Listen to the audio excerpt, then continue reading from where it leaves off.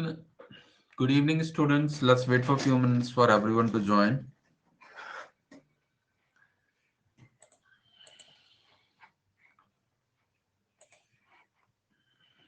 Good evening, Radha.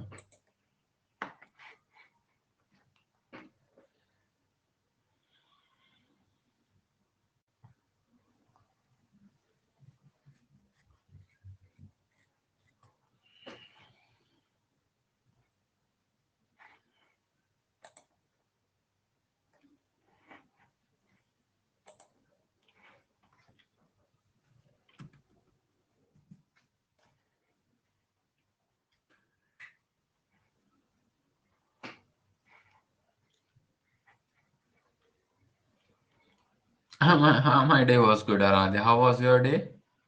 My day was very good.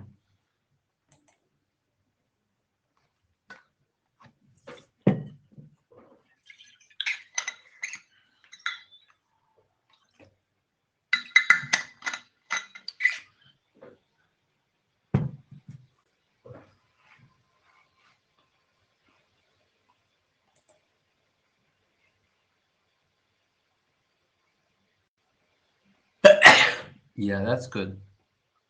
Figuring out our mistakes is a good idea.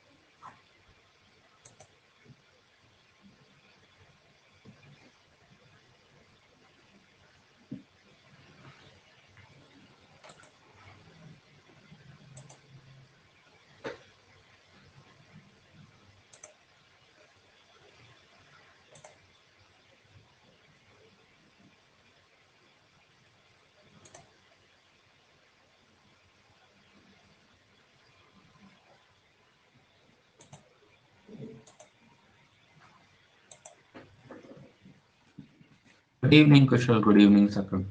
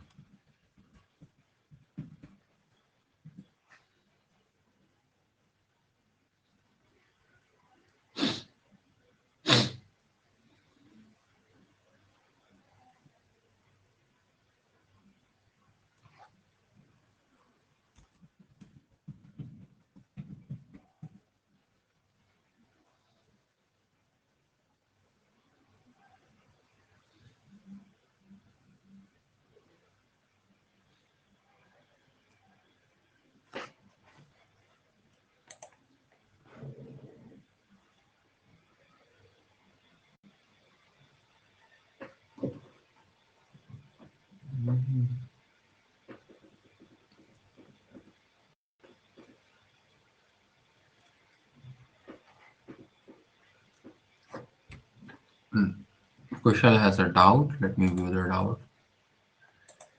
Please help me with this doubt. Let me pick the doubt.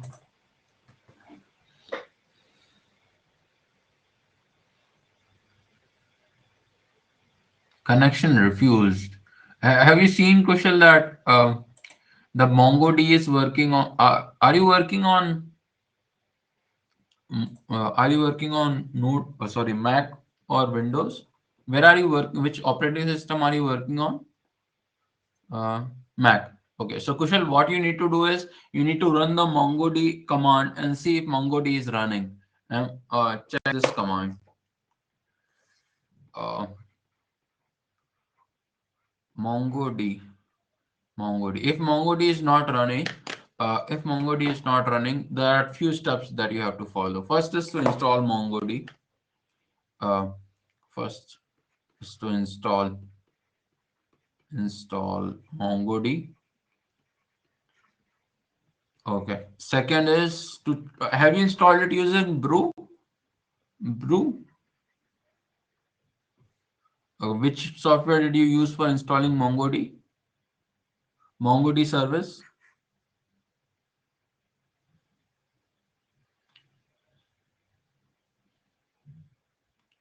Directly from website. Try to install it using this link. Let me give you a link. Um, MongoDB on Mac. Um, so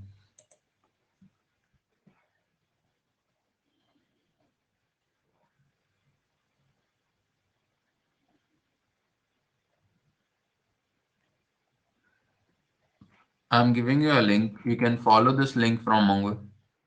Can you give a command to install it? Yes, I'm giving you the whole link. It has all. Try to read the link. It has all the details. Try to follow the version of doing it.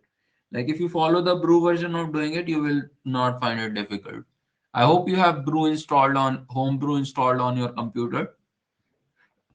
Second is we are using notification type in main CRM, so we can send notification. Now is a microservice over. Uh, no, yes, you can think of CRM notification app as okay. You can install Homebrew. It also have it also have description of how to install Homebrew. So there's a way you can install. If you read this documentation, it will tell you. Uh, how to install Homebrew. There's a official instruction site. I can show it to you. It's a very small a command that you need to run. Yeah, just go to this link and this will tell you how to install Homebrew. And once you have installed Homebrew, so these are the steps that you need to follow basically. Yeah, I understand, Kush. I'm sorry, I just missed I missed you. You asked me about this doubt, and I was not able to solve your doubt. I'm sorry for that. So starting is to install Homebrew. Once you have installed Homebrew, you need to install Mongo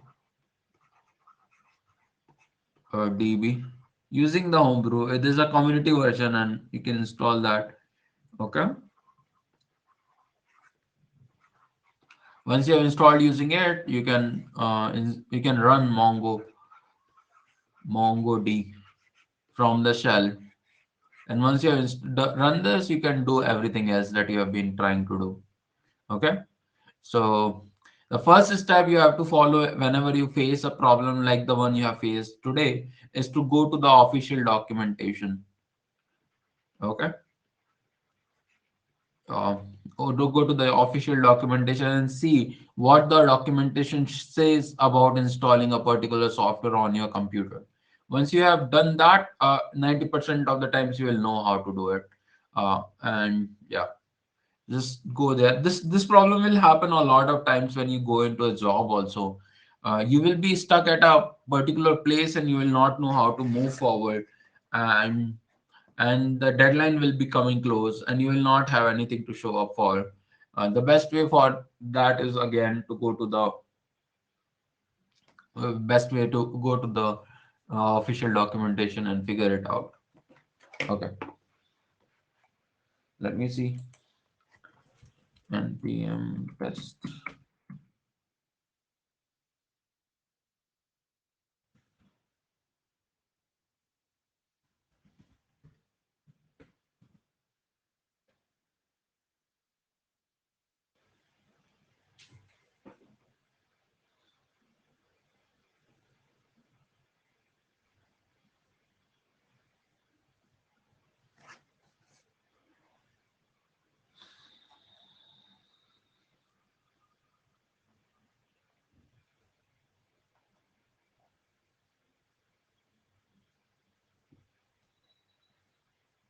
Okay. Uh, so today we are going to talk about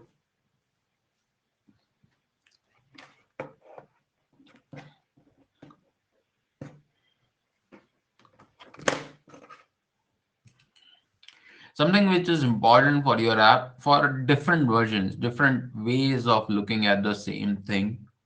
Um, and this is we have done this course in a little convoluted way, purely for pedagogy purposes, purely for teaching you how to build an app. I have done this course in this format. Ideally, you should have started from when you build an app, you should start from the test and then build the features. Okay, that's what test driven development is all about. Okay, so today we are going to talk about testing our app. How are we going to testing our app? How are we going to perform the test on our app? Have you ever thought about that? Using Jest, of course, we will use Jest as the testing platform.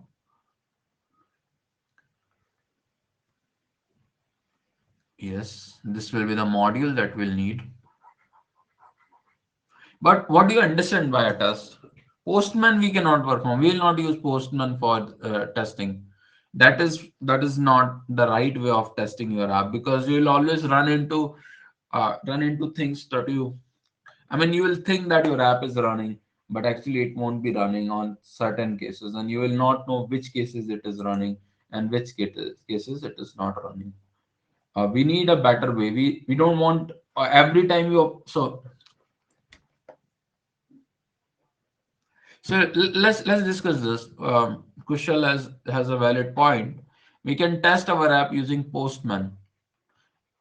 What is the problem with this approach? Testing using Postman. I have built a feature. I send all the possible requests that needs to be sent, and I check all the scenarios. I know that my app is running on all the scenarios, so I know that my app is fine. What is the problem with this approach? Checking our app from Postman.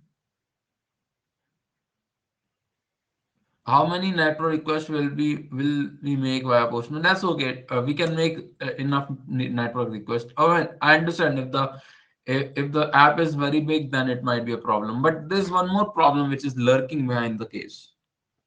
Behind using just testing, valid output result or not. That is also we don't know server is up or not. We can check that if the server is not up, then Postman will say we have not. Uh, you cannot connect to it. Okay, some expected values of some functionality and compare them. We can check the expected values, and that's okay. That is also something we can do with Postman. But why do you always not? Why do people don't do that? Suppose there are 10 developers working on a code base.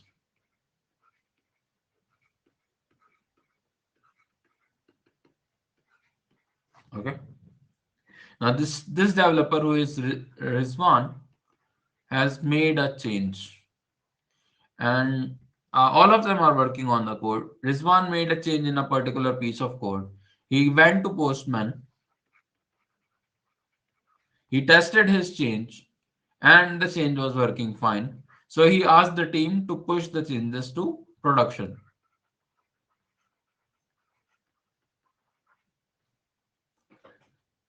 Now, what happened in the production was the app just failed. The app actually started failing for a lot of users. There was a production error that was occurring. He tested his part of the code very well, this one. But what happened was, can you guess what would have happened to cause a production failure?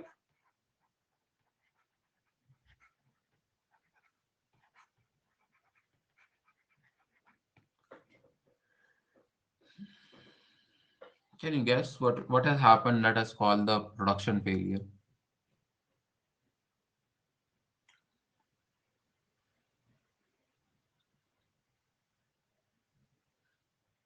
Other programmers do not have the changes reflected in their code base. No, you can assume that they are working on a same code base, that are working on a single repository, so everyone knows the changes. That's not a problem.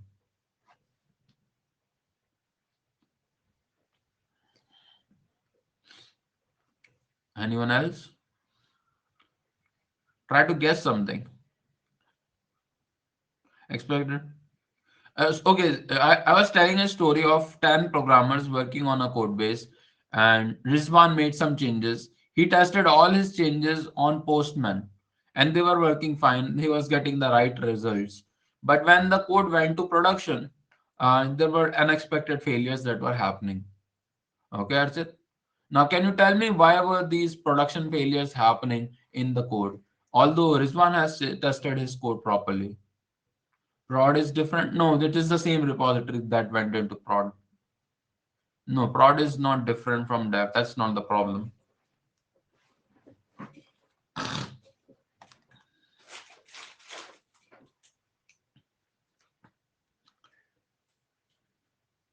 Yeah, prod is showing errors. A lot of functionality is showing errors. Code is not in production. No, it is in production. The problem that is occurring is although Rizwan has tested thoroughly his piece of code, whatever code he has whatever code he has contributed, but that code actually interacted with some other code or some other code written by other 9 developers, and that was failing. That started showing some error. Can you think of this scenario? Like you have this big code and you tested all your functionality, but suddenly the changes you have made is causing other code to fail, and that can cause a lot of problem. So it's not just that you write, test, and deploy. Yes, it will make sense, Kushal. I'll explain. It is not a linear process that you write, test, and deploy. It's not like once you have written the code and you test it thoroughly and you deploy, your task is done. What happens is code is revisited again and again. Okay? Somebody will write something else on the code. Somebody will add some more things onto it. Think of it like a house that keeps on building on its own. Okay? Now, what happens is as soon as a new change happens in the code, you don't want the older features to stop working. And therefore, you write test cases. Test cases ensures your code is going to work.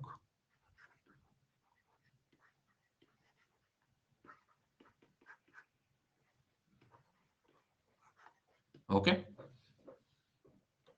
Does that make sense?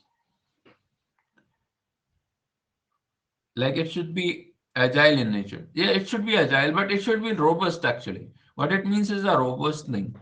Um, Imagine there is a Rube Goldberg. Sir, but a real developer never writes this. Who said that, Archita? That is said not that is not said by a real developer for sure. A real no. That's not no. That is not the way. No. What is the consequence of testing using? First of all, you cannot ensure that over time your code will keep on running. Okay, that's the problem. You want to test your code in such a manner that anyone who makes a change on your code knows that he has not broken some older code. Does that make sense? With Postman you can test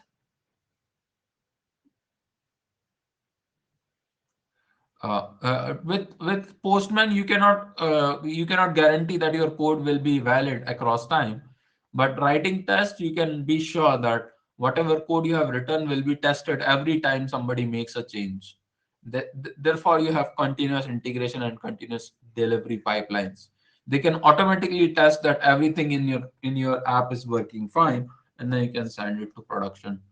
How is this prod conflict avoided by writing test? Didn't get. Okay, so what happens is, um, suppose Avijit has implemented a sign-in functionality. Okay, and he was checking all the sign-in processes, and sign-in was working fine. Okay, now tomorrow Hariharan comes, he implements a new feature in sign up. While people are signing up, there is a new feature that he has added. Maybe he has added OAuth or something. While testing sign up, he has tested sign up thoroughly. He is able to see that sign up is working properly. He is getting the proper response. But he has not tested sign in process. He has only tested the sign up process. But due to the change in the sign up, now suddenly sign in has stopped working. And Avijit and Hariharan has no way of knowing that sign up has stopped working because it was implemented by Avijit. Okay. If Avijit would have written tests, unit test, it is not integration level. It is actually unit test, Archit. Integration is when you are testing the notification app and the CRM app both.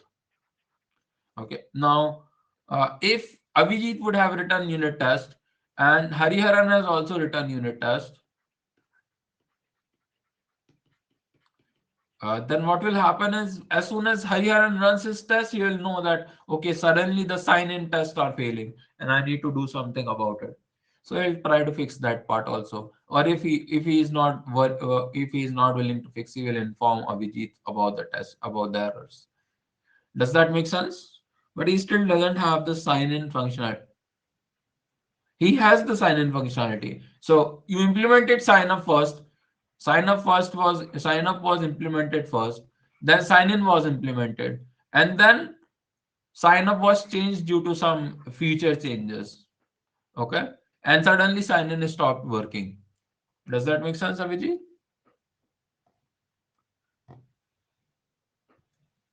Suppose the app you have right now, you change some functionality in sign up.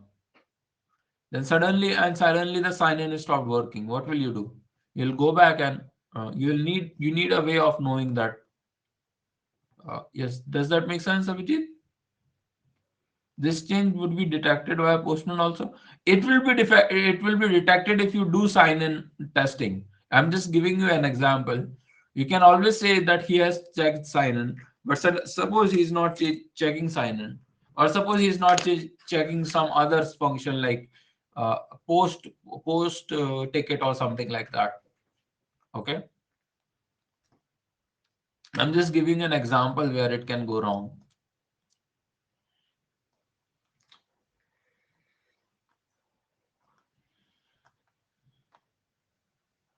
Okay.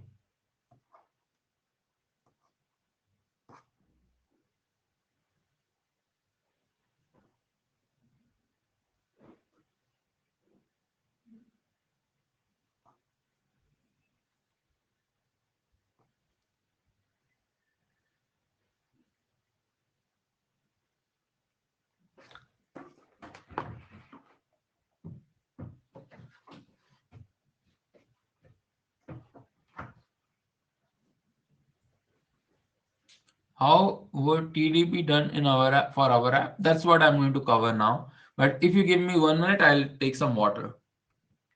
If we didn't do, we did it from, if we did it from start, yeah, if we did it from start, that would be the best way. Ideally, what you need to do is not to write features until you have written the test cases. So the test-driven development that people talk about goes like this: a business person comes up, maybe a product manager comes up with some requirements.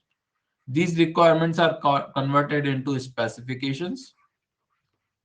These specs are then converted into tests, and these tests are then converted into, after writing the test, you write the features. That's how the process should go. And you keep on writing tests and testing the features simultaneously. You write a small bunch of code, test it, then write some more and test it, and then write some more and test it. Okay. That's the process you should follow ideally when you're writing code. Okay.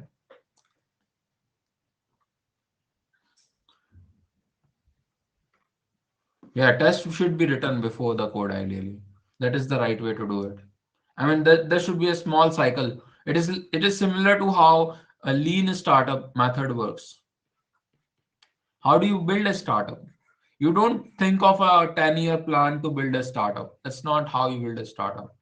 You have a hypothesis about it. You test the hypothesis, and once the hypothesis is tested, you build a small feature, and that feature help you test the create another hypothesis, and you can circle through this process. The more you circle through this process, the better, the easier you will be building a startup. But if you decide that I'll have a 10-year plan, I'll build this and then and it will work, that's not how a startup works. But difficulty to think the critical test without writing code. Yeah, that's actually what you need to do. You need to bring the test from the specifications. Okay. Oh, okay. Just give me a few minutes. I'll bring some water for myself. My throat is uh, okay. My throat is dry right now.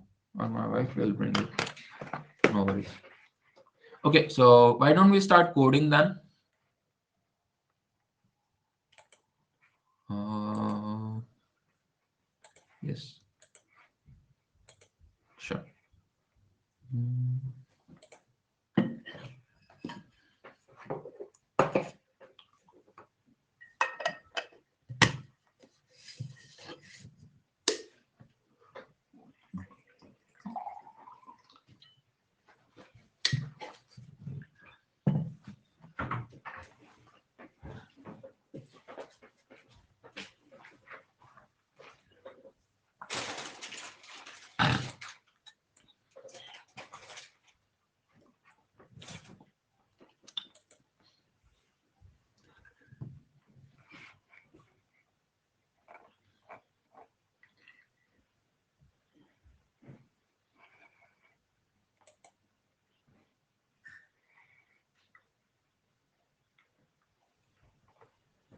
So there are a few things that we'll need for.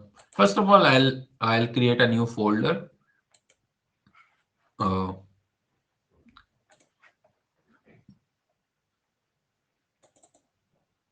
hmm, so I'll just go here and copy this and paste it. How is test coverage determined? It is determined based on the use cases. Like every so imagine your code to be a graph, and if you are testing all the nodes of that graph, uh, then you have 100% test cases, test coverage. I'll show it to you in just few minutes. It's a good question.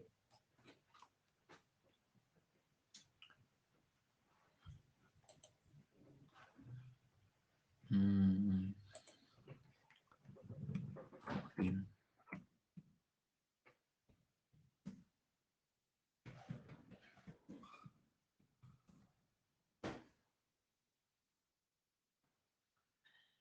Notice the rate. I think it is fourth.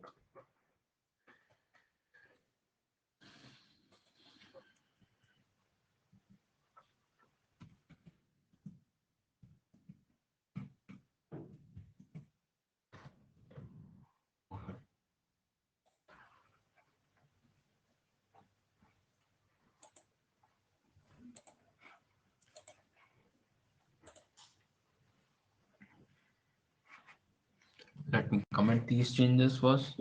Let me comment the bare basic, and then we'll get.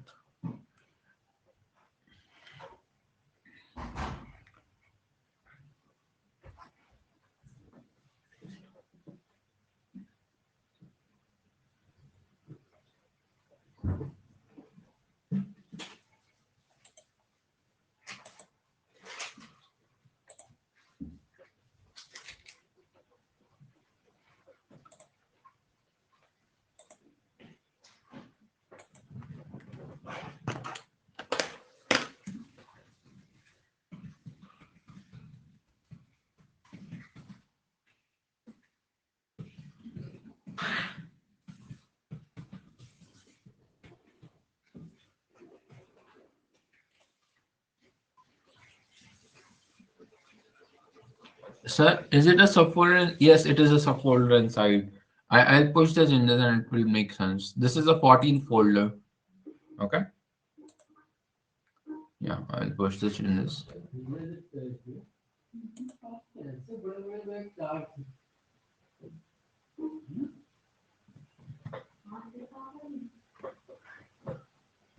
Okay, so first step would be to create a test folder, which will contain all the tests for your app. Create a test folder, and there are a couple of things that you need in this test folder. First need would be something called as DB server. So I'll just write db.js. And first thing you need is something called as MongoDB memory server. What is that? Const Mongo memory server is equal to required MongoDB memory server. What does this do? Can anyone guess? Can you guess what this will be doing?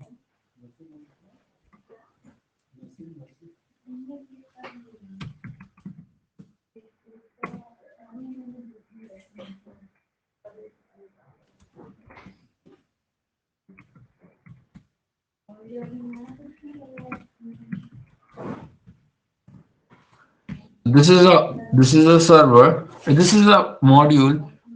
Oh, okay. This is a library that you can use. Oh, sorry. This is a package that you can use to get whatever functionality you want from MongoDB from the memory itself. You don't want to save it to the hard disk. Okay. Uh, Imagine this to be a server that keeps on running uh, on your RAM, and all the things that you're saving is going to the RAM instead of going to the hard disk. What that does is it speeds up the testing process because you don't have to go to the hard disk to fetch the values. And second, you don't have to touch your MongoDB server as such. So you don't have to touch your MongoDB as such. You can just work from this server as a proxy for that. Does that make sense? You can use this as a proxy for your server. Okay, I'm not writing require. Thank you. Okay, let me save this. Okay, does that make sense? Having a proxy server? Okay, come again, sir. What I'm saying is you can have a MongoDB like server running in the memory itself. Okay, you don't want to go back to the hard disk all the time. The MongoDB server that we have talked about earlier actually runs on the hard disk, and sometimes it is slow. But for testing purposes, you need another server so that uh, you don't hit the original server. And for that, we are creating a MongoDB memory server. Does that? Yeah, no need to go to Mongo campus. Yeah, that is not needed. Okay. So, and once you also need Mongoose to work on this. So require we would we would the data. So would the data be temporary? Yeah, it will be temporary. And once we are done with it, we will actually delete the data. We are actually going to delete all the data as we move out of the test. We'll have let Mongo be done. And now Mongo, sorry, module dot exports dot connect. There will be a connect functionality which will connect to the um, MongoDB from the proxy server. and it will be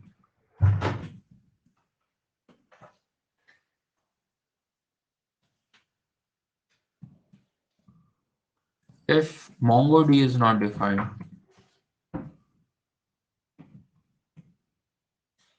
then MongoD is equal to await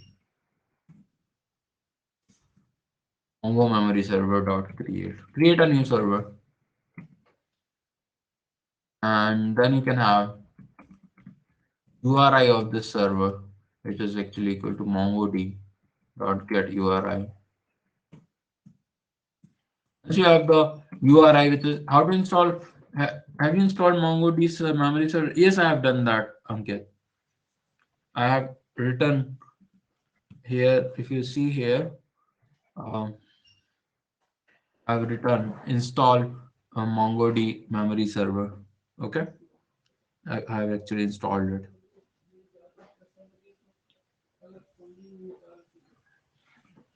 Okay, get the URI. Is it for testing? Yes, it is for testing, Ankit. The use of MongoDB memory server is to get extra server running in memory, so you don't have to worry about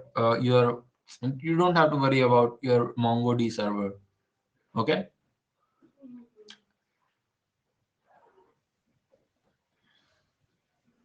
Where and how are server logs stored for apps?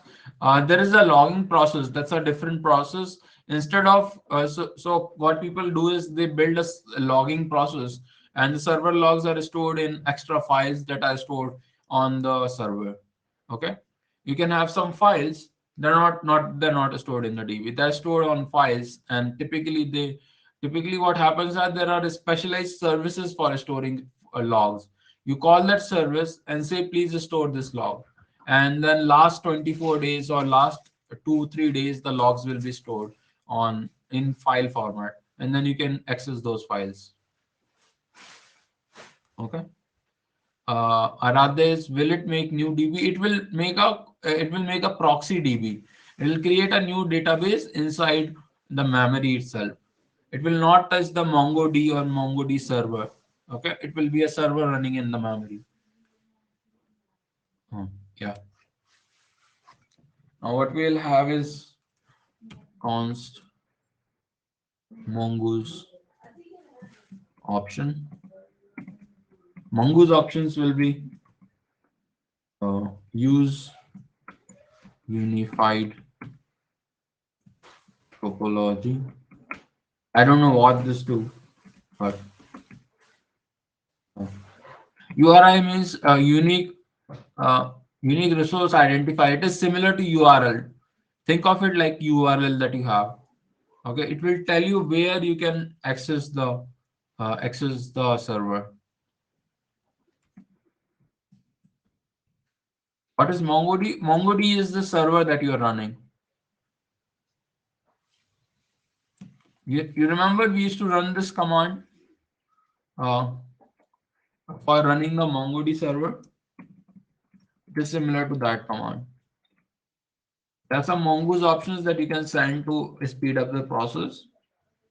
It's not required. You can directly do away with this, but yeah,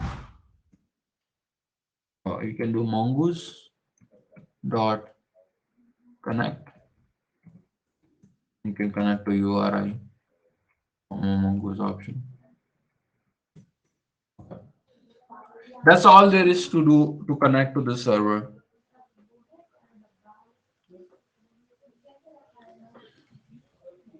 What is MongoD? MongoD is just a variable storing the server that you have created. It is similar to the command that you used to run the MongoD server. Okay,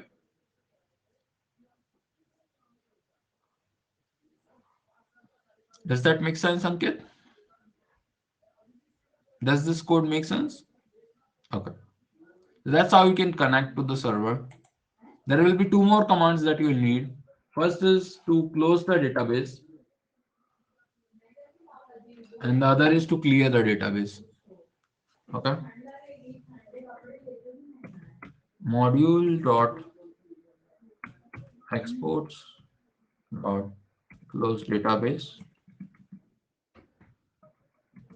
This is also be a sync function, nothing to function, and all it does is await mongoose dot connection dot drop db, drop the database. Does MongoDB use a hard disk space to store all data? Yes, Nayan. It uses. There's actually a folder that I can show you that stores all the data for your files. Uh, Let me see where that folder is. If I go to this PC, C drive, program files, there might be MongoDB. Not here. Let me go back to program files. Uh, Node.js, MySQL, MongoDB. In MongoDB, there is a server. Inside this, there is data, and this is where all the data is stored. Okay, all the data that you have is stored in the database. This, if I open this, let me see what happens. I don't have proper app to open this, but if you open it, you will see all the data as it is. Anyways, let's go back to the class. Await mongoose dot connection dot close the connection, and then if mongod is running, then you can just do await mongod dot stop stop it, and that's all the things that you need to close that connection. There's also one more thing that you need to do. Sometimes it's not just the close of data base, sometimes you also need to clear the database. So module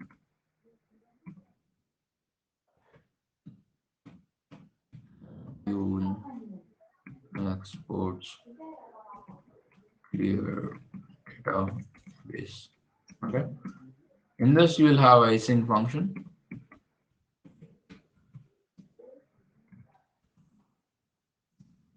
and you'll have const collections. Get all the collections on mongoose dot connection connection dot collections. Get all the collection in mongoose, and for const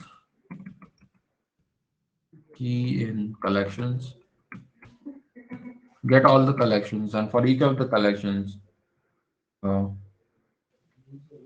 you can do let const collection is equal to collections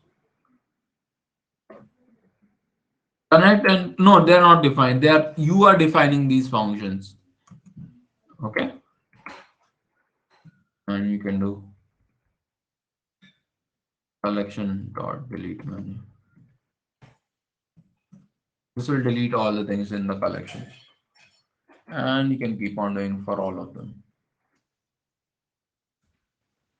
Okay, these are defined by you and you are exporting it for others to use. Other test cases will use these functionalities of Mongo server. Think of it as a utility inside the test. Okay, the test is going to use this. So we can also write exports.connects. Yeah, you can write that. That's okay. It will not delete only key. It will get the collection and it will delete the collection. Okay. What this collections is a key value pair of keys and the collections. So the key will be the name of the collection. Here the key will be the name of the collection and value will be the actual connection that you have. Once you get all the collections, you can delete each one of them. You can delete all the contents in the collections. Okay. So you are running the query by the code not from shell. Exactly. Yes, Ankit. because I don't want to run the query again and again. For all the test cases, I want to run it from the code.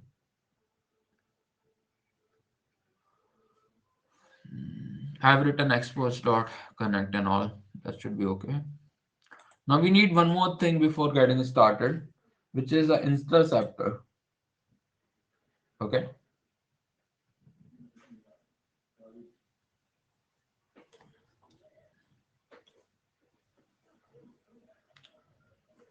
So what is an interceptor? Interceptor is basically looking at a function and deciding what is going to be the input and output.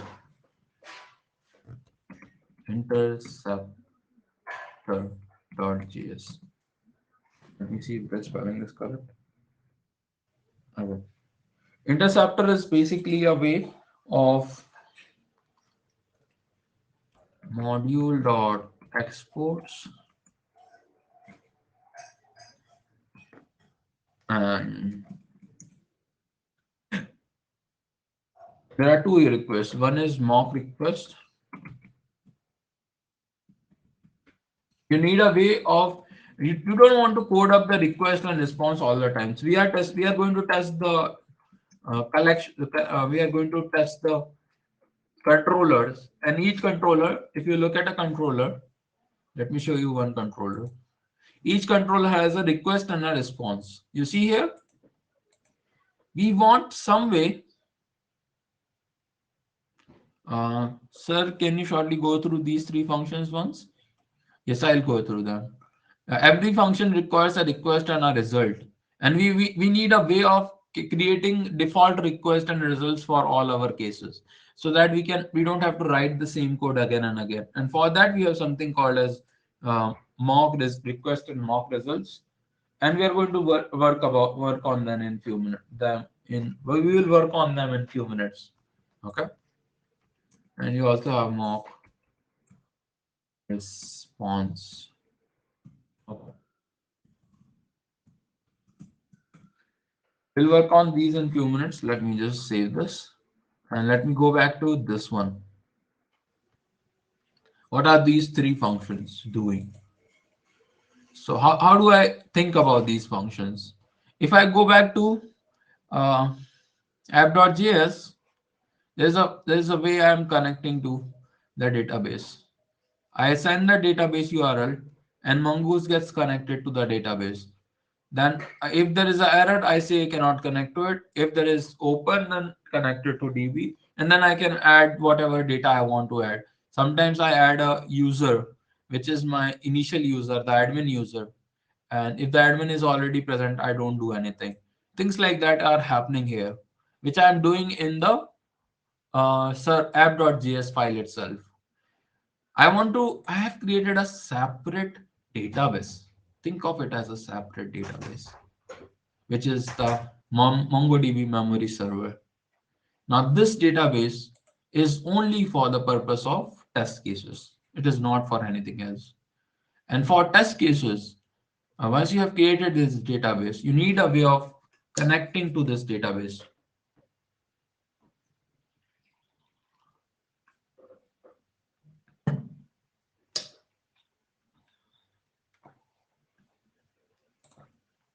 Line 11 and 12. These are some Mongoose options that you can use to speed up the process. Okay. It's not necessary. You can actually ignore it. You can comment it out and you can decide not to sign it, but these are extra options that will actually speed up the process. Okay. So that's there. And once you have connecting is very simple. You just connect to the URL that is provided to you, and the mongoose will get connected. Closing the database is also clear, simple. You just close the connections and it will stop working. And clearing the database is also simple. Go to each of the collections and delete everything in these collections. So that way you can clear the database. Does that make sense, Ariana? Okay, so that's how you can do. Now let's talk about interceptor.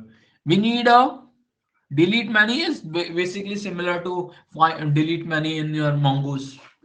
You remember Mongoose delete many, and if you don't provide a filter, it will delete everything. Okay, just like find, if you don't provide a filter in find, it is going to delete. If it is going to find everything. Similarly, delete many, if you don't provide a filter, it will delete all. Okay, so we have mock request. Let's talk about mock request. We'll have a request data request variable, and then what you're going to do is request dot body. We can do this even though request is constant. We can go inside the request and just dot function dot mock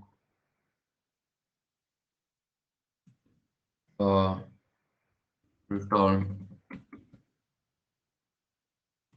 value of request.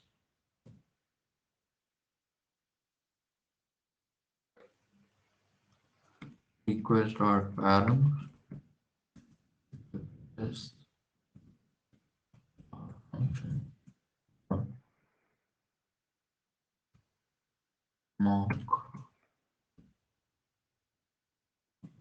return value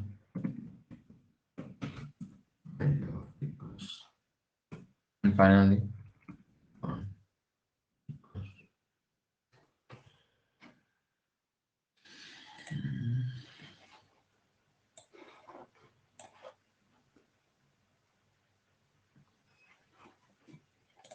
just give me 1 second.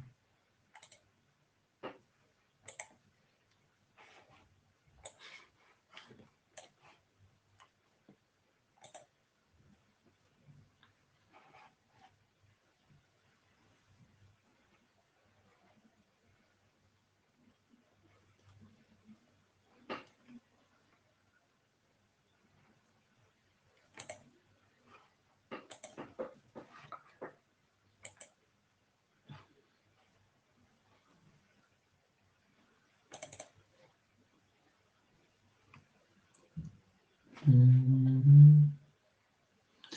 Do you need to install Jest? Yes, you need to install Jest. I'll show it to you just in few minutes. Mm.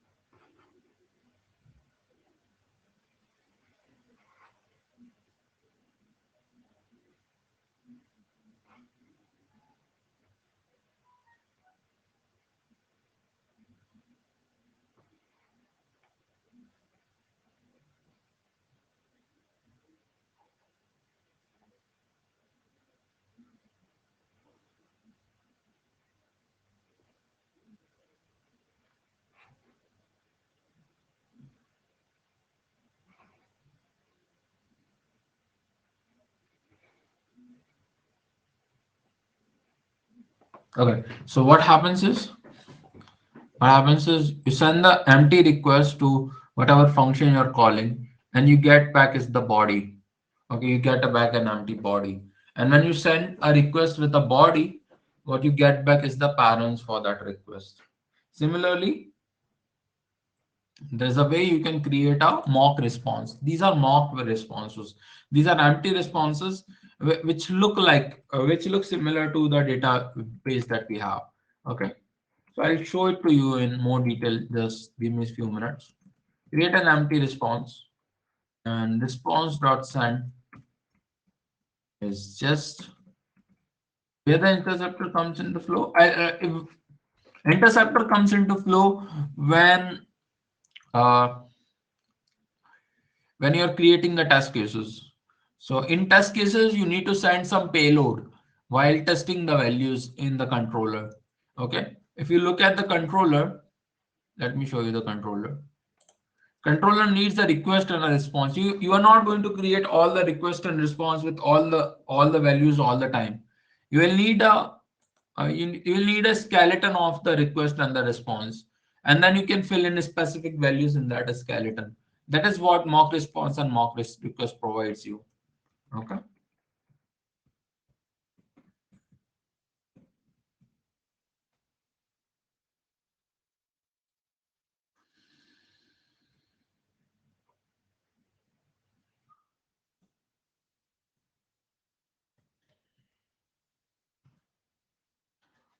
Mock response is also sending payload.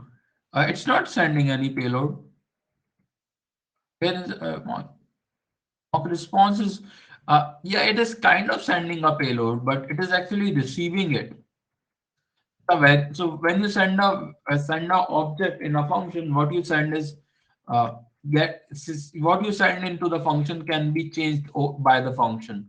Okay, so this send here can actually change over time. So if you come here, what you do is result dot status equal to 500 dot send is equal to this. So you are changing the status and the send function send values in this object result. Okay. You're not sending it back. You are not actually passing it back, or you're not returning result. You're using it as a parameter and changing the parameter itself. Does that make sense, Abhijit? Yeah, exactly. So you're not actually returning anything from these controllers. You are just manipulating the parameters. What parameters you need to manipulate is what all parameters do you need to manipulate is what we are doing here. Okay.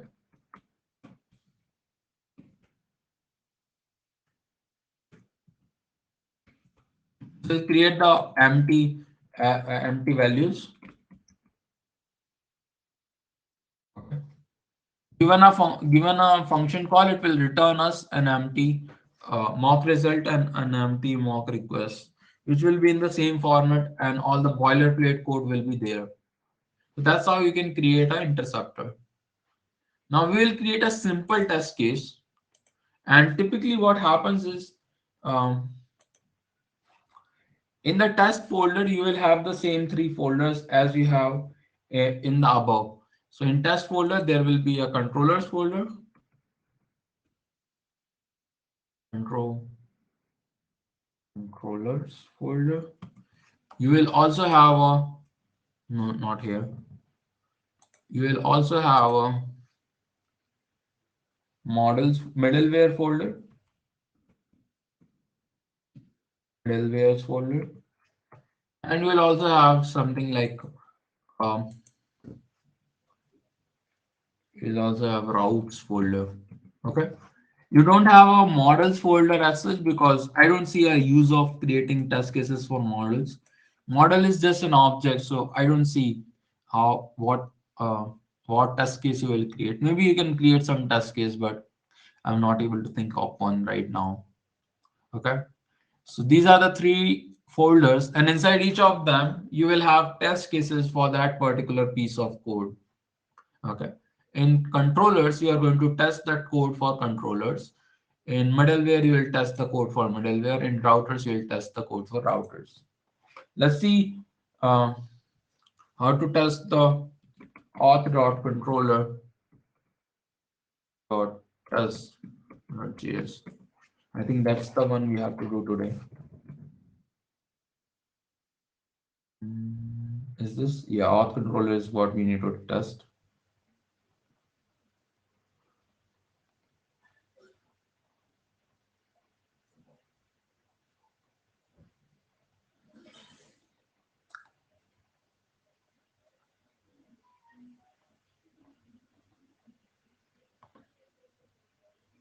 We might also have to create the user controller.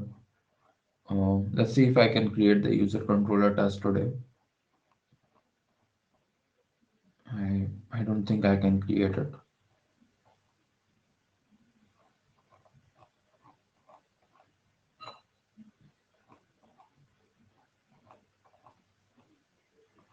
Yeah. Today we have user controller and on auth controller. I don't know whether I can create both the test cases. If we are not able to create, maybe in tomorrow's class we'll create the test cases for both of them. But let me start with the auth controller.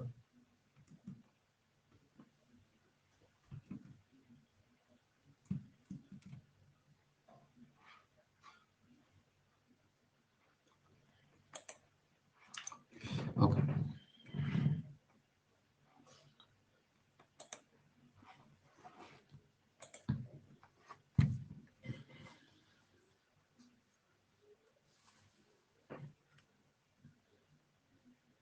Okay. So first we'll have const. First of all, I'll have to install just. So I'll just come here and do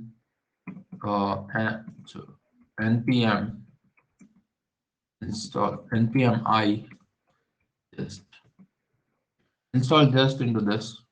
I don't have to do save, so that's okay. Um, and let it install just. While the time it is installing just, I can reduce this. And what I need is mock request and mock response. These are two functions, mock request and mock response. I can get them from the interceptor. So all I have to do is require dot slash interceptor. I like the word interceptor. Feels like, and you'll have const two things: sign in, not sing in, sign in,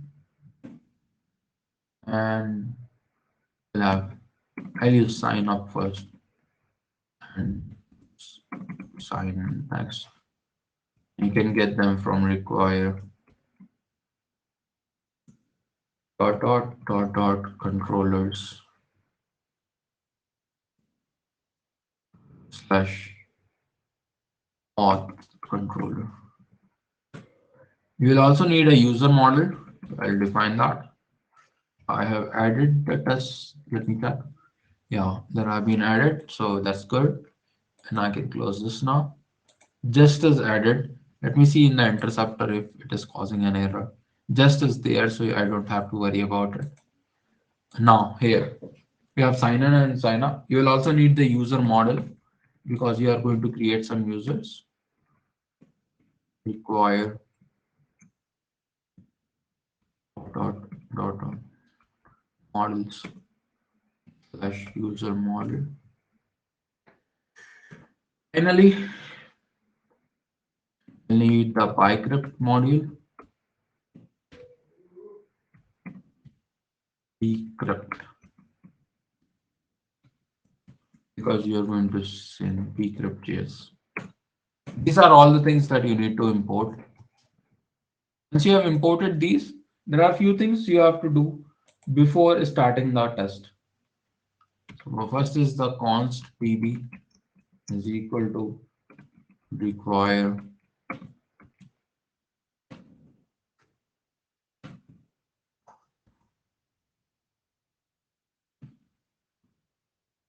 get the db module that we have defined. This db module is what I have gotten. And then you can do something with the db. Before all, what does that do? There's a function called as before all. You're going to call a async function in this.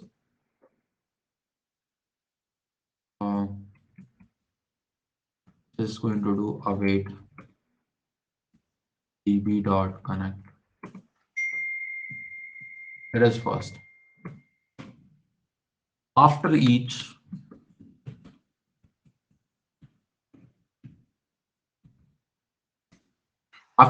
of the test cases, before any one of the test cases is run, you need to connect to the DB. After each of the test case has been run, you need to db.clear database. You need to clear the database so that there is nothing left in the DB. And after all,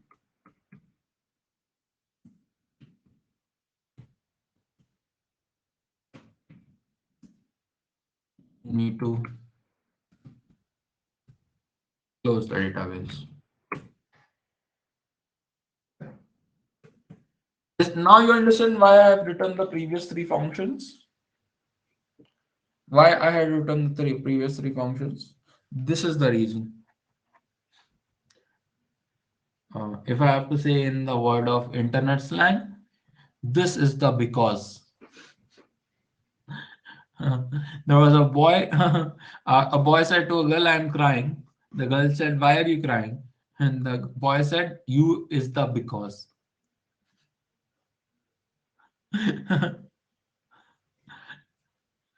And the girl was like, okay, this guy don't know English.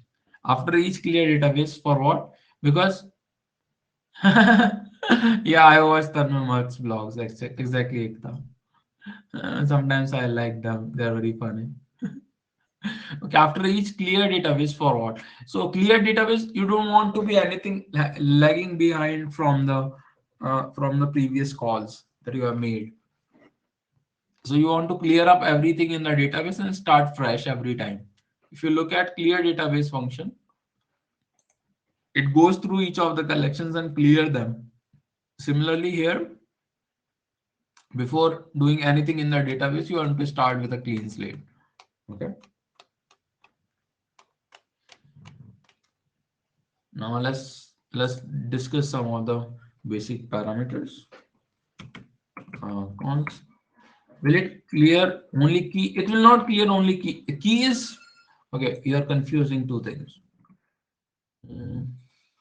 This key is nothing but the name of the collection. It is the name of the collection. And once you have the name ready, you can get the collection and then you can delete from there.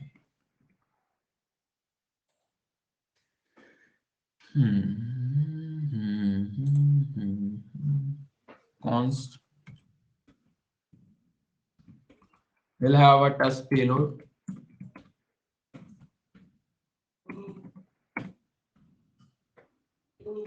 Um, I'll just paste the empty payload, almost like a test payload. I'll paste this here to save some time. This is basic payload with user ID, name, email, some random values are there. Okay. Now there are some functions that are used on each of the functions that we are calling.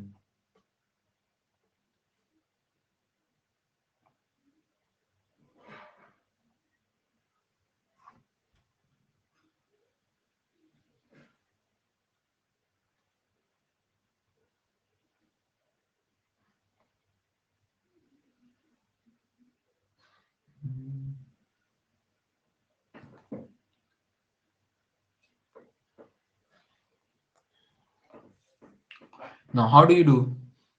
So send it here to the payload. So send it here to. Okay, sure. I'll send it. Sorry, control set, control C. And okay, I'll copy the whole line. Paste. I pin this so that you can access it again and again. Let me check what is the time. Okay, we are spot on time. Before starting off on the other part of this app, I think I'll take a break. I think this is the best time to take a break. Is that correct, Nitish? Or do you want me to speak for 2-3 minutes more and then take a break? I think this is a good time. Okay. Yeah. Mostly I take breaks based on Nitish timing. Wherever Nitish is fine, I take the break. Is it somewhere in Hyderabad? Yeah, it is. It is not. It is not very cold in Hyderabad. I hear that it is very cold at the mid uh, at the upper parts of India. I'm going back to Bhopal tomorrow morning. Yeah, I'm going to push the changes. Break till 9. Say what is the time? It should be 14 right now. So we'll come back at 9:33 p.m. Okay. I'm going to push the changes now. uh, added, let me bring it here. Added, okay, added TV and internet.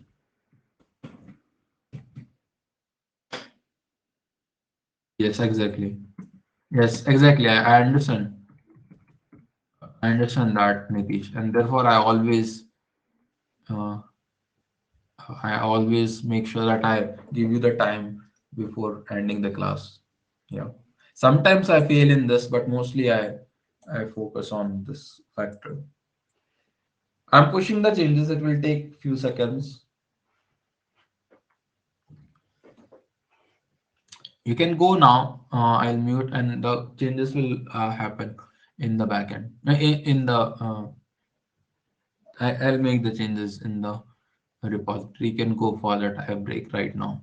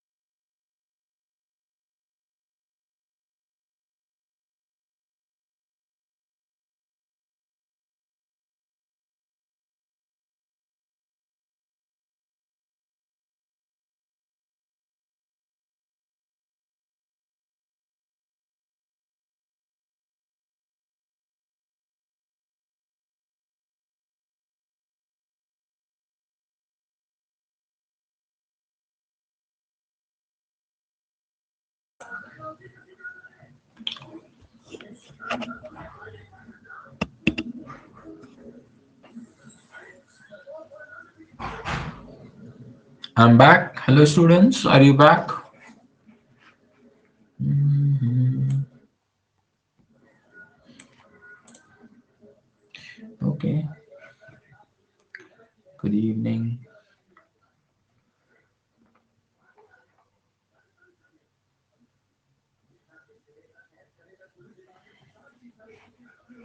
Okay. So let me share my screen.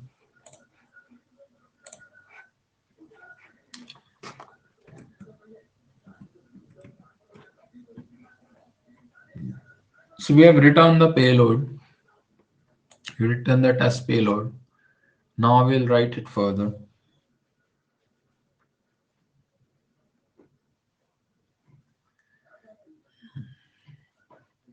So here is how we describe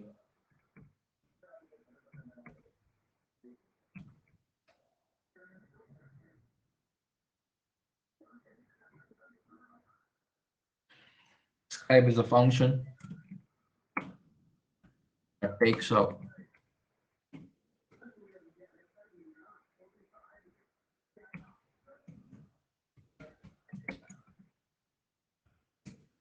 Let me see if describe is there. Um, am I missing out on anything?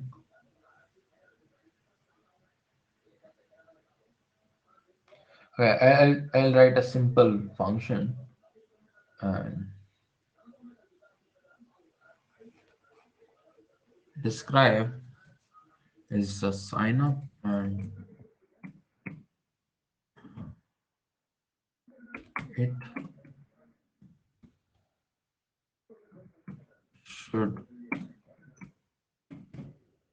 pass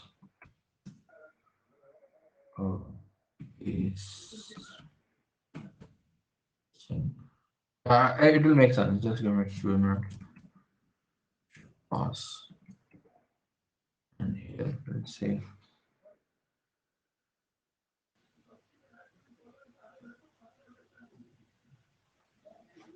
uh,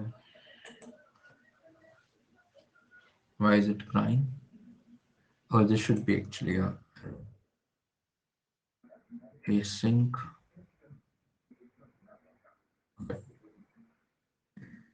Now, sign up should pass. That's our assertion. And when should it pass?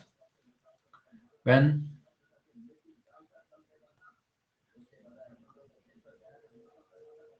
uh, const request is equal to mock request, const response is equal to mock response, and uh, I just do this. Uh, I save it here. Come here and do npm. Sorry, I do npm test and no test is specified. Hmm, where am I right now?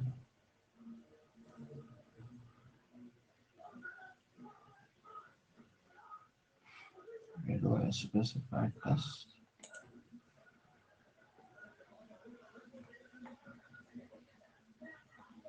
Hmm,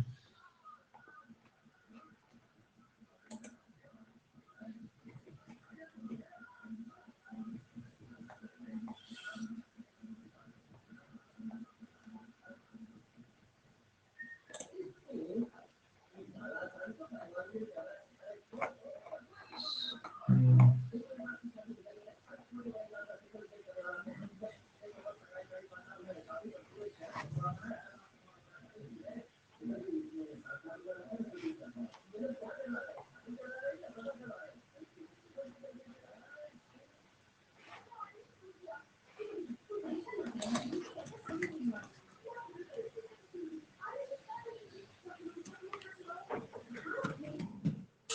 body.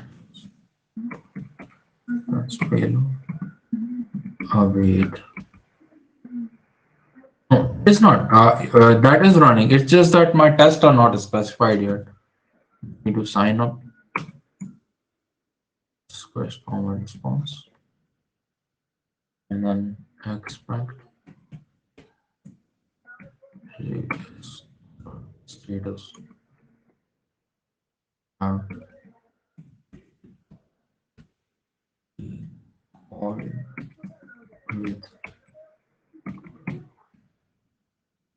let's say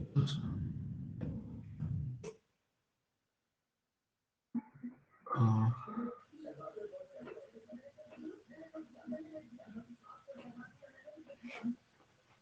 I think there has to be some change in testing.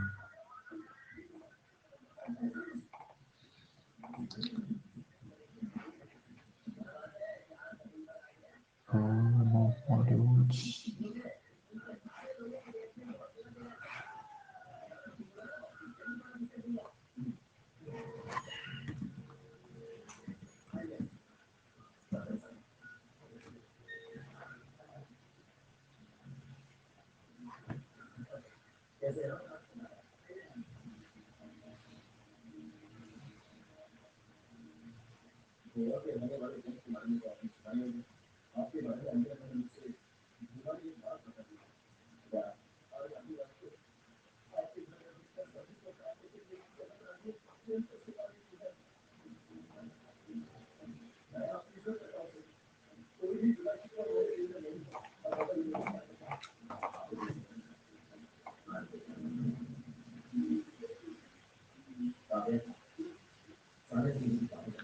Folder name is test.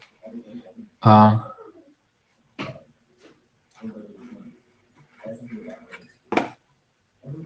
spelling. Just give me 1 second. This is test, and that is correct. Uh,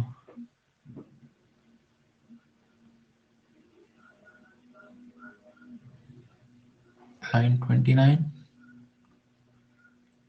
Have been to.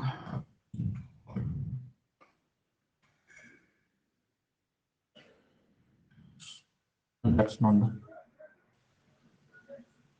Yes, that is true. In package.json, you have to do something. In this, the test is being changed to that one. Exactly, that's the right function. You have to go to package.json. In package.json, there's a script, and you have to write this script. Okay. Come here. Let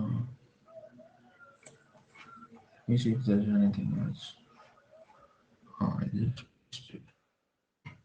This is the script. This is the script you have to write for just. Okay. Just is the JavaScript test framework, and then in just you have to give all these things that the tests are inside the test folder, and you have to detect the coverage and all these things.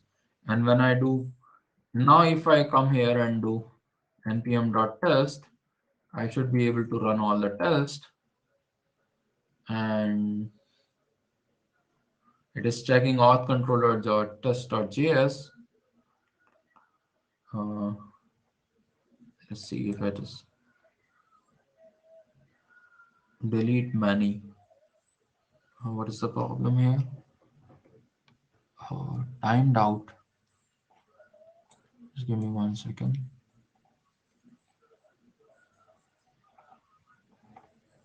Okay, here's a start from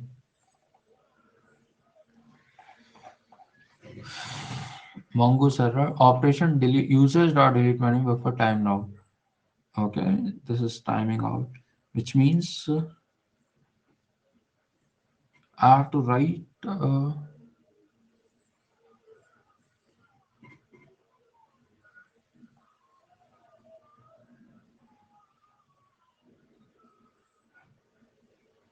delete many is causing the problem.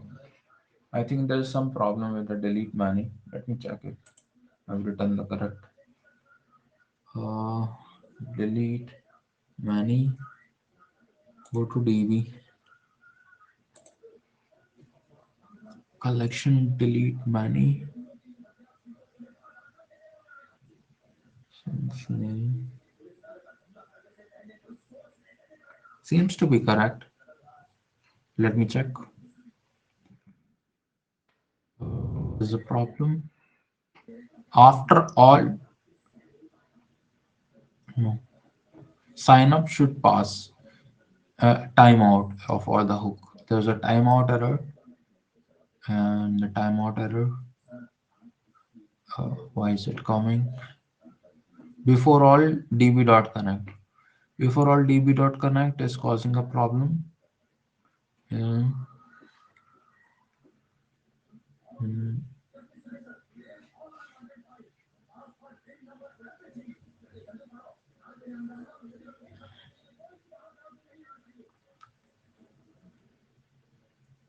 dot connect is causing a problem. Let me see if that connection is getting established. So I come here and write a um, await mongoose.connect console.log connected to mongoose. Let's save this and run this one more time. Let's see if we are getting connected to mongoose or not.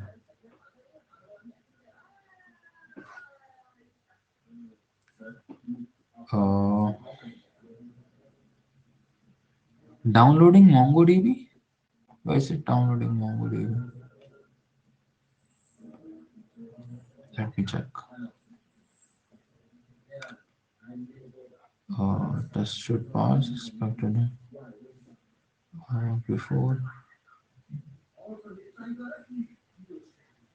Mhm. Should pass. Mhm.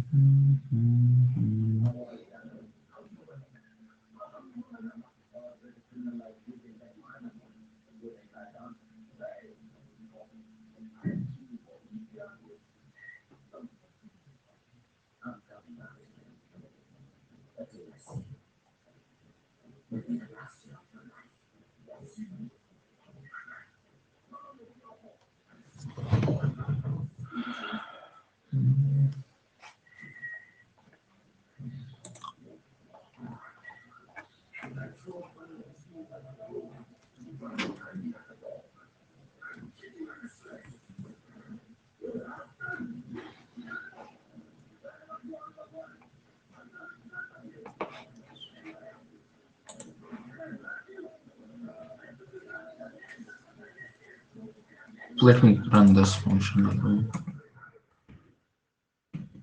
Next.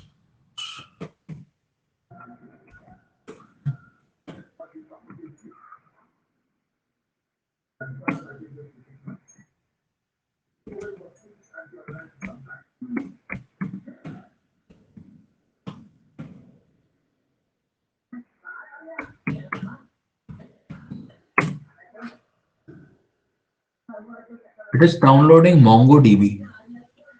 That is the problem. Why is it downloading MongoDB?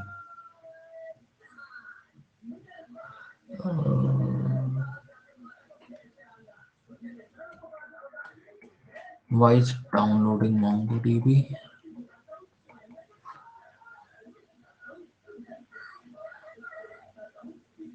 And where is it downloading MongoDB? Memory server. Yeah, let me get the MongoDB also. So npm install MongoDB.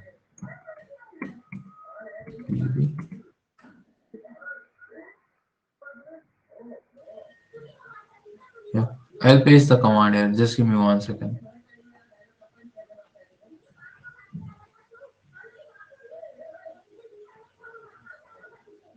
What was the error I was getting? Hmm. Okay, let me run MongoDB at the backend.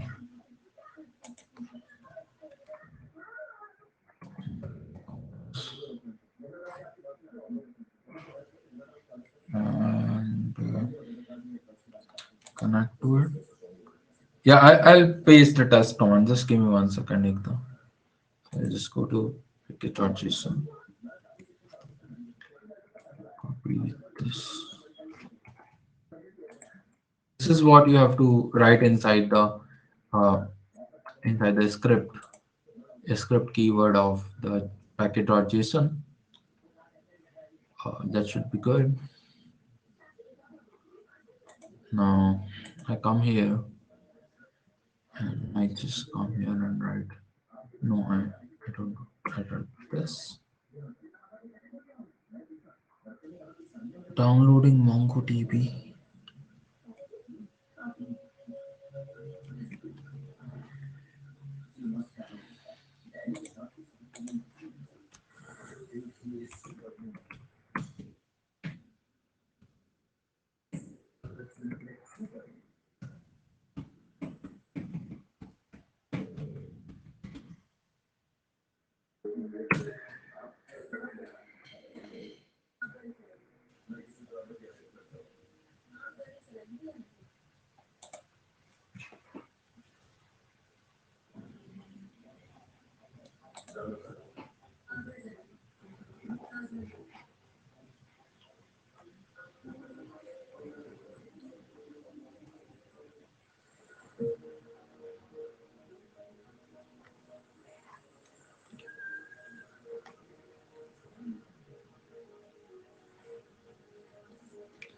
Okay, so the first run of this will cause it the problem.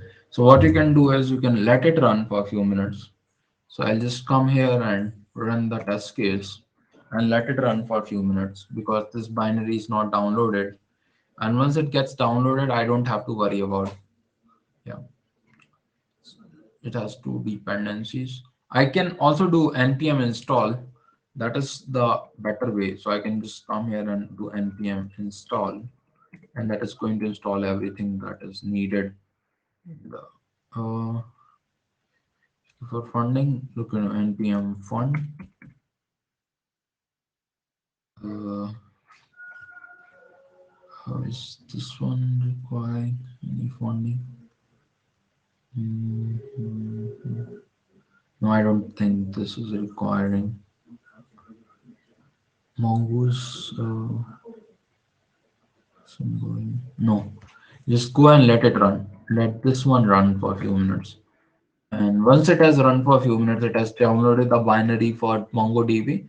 It will not cause the same error. Okay. So it will take few minutes to download the 362 MB file.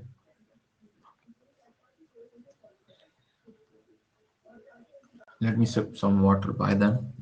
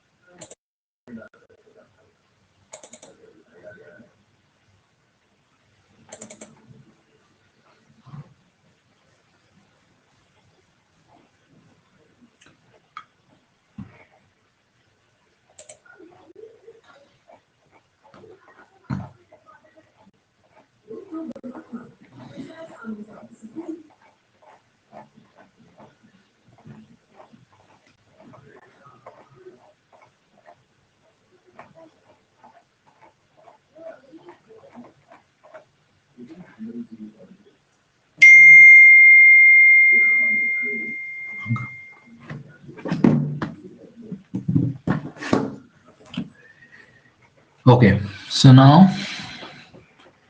decryption warning, try strict query. Hmm. So it is saying connected to Mongoose, which is good. And I should be able to come out of this. And so this was good. Now let me run the same command one more time and see how much time it takes. It takes very little time and it just runs in very little time. Now I can go back to this test, npm test, and this should run perfectly fine. So it failed the test, but actually the test was running. So what was the failure message? Connection established or establishment was cancelled. Test should fail to run. Mongoose.connect cannot connect open URI on an active connection with different connection string. Make sure you are calling Mongoose Connect multiple times. Ah, so there is a process running. Uh,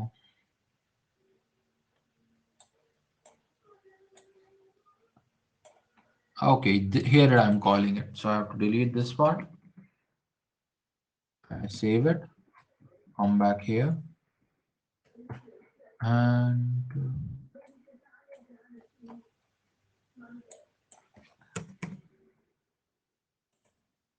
why am I not getting all the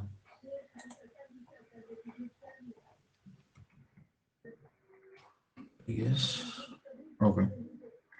Now let's look at this. Look at this.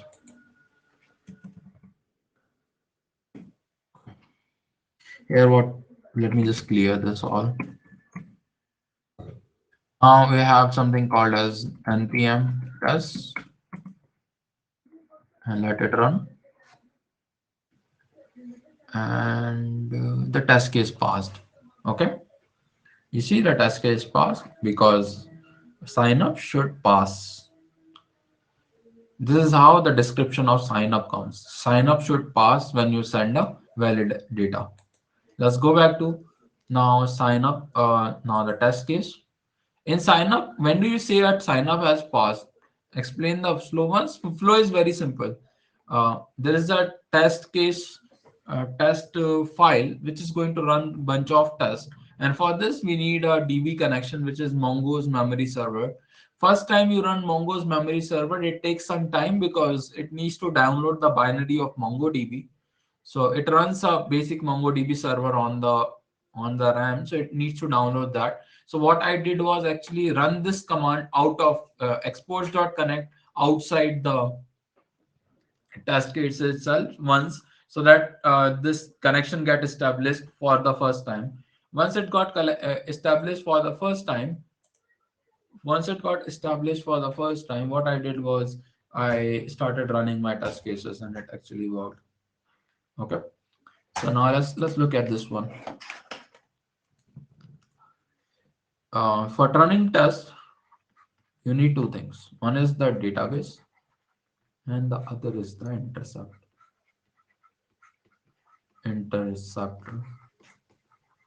For running the database, I'll just mark this as this. Test cases depend on DB and the interceptor. DB depends on something called as Mongo server memory server, and Mongo memory server depends on something called as MongoDB. Okay. To get MongoDB, first time you run MongoDB server connect, it has to get this. And to get this, we have to run it once. Once you have run it, we can use the DB and then we can use the test cases. To run the test cases, we have to define the folder in which we have defined the test cases. What is the folder where all the test cases are present? For some reason, I'm sorry. No, play in, share in picture. For some reason, let me close this. Yeah, I was thinking that my video is not coming, but it is coming. Okay. So Now we come to this test. To define the test, first we need to go to the scripts, and you have to say in the script that we are going to run a just command, and you have to give this command in the scripts. Now just is going to go to this folder, which is the test folder, and going to tell you all the key details about the test and run the test on the data. Okay, it is going to run the test on the data and tell you what are the details you need to know. Now let's look at the test case itself. The test case itself contains a very readable code. Describe sign up. How do you describe sign up? It should pass on certain cases. So I write it should pass. And when should it pass? I send a mock request and a mock response. And the request goes to response. A valid request goes to the table. And the response that I get has the status of 201. The response dot status is called with a value of 201. That is first thing. And the second thing is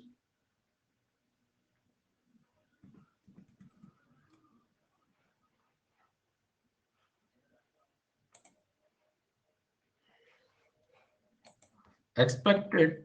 What is the expected behavior of this? Expected response dot result, response dot send, response dot send who have been called with what values? Expect dot object containing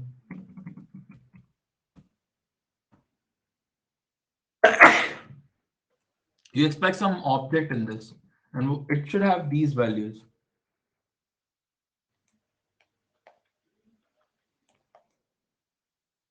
Object that you're getting should have these values, which is what you are getting back from the whenever you call this function.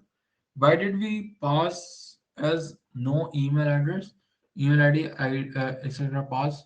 We have passed the email ID. We have passed the email ID as test, and we have passed the user ID as one.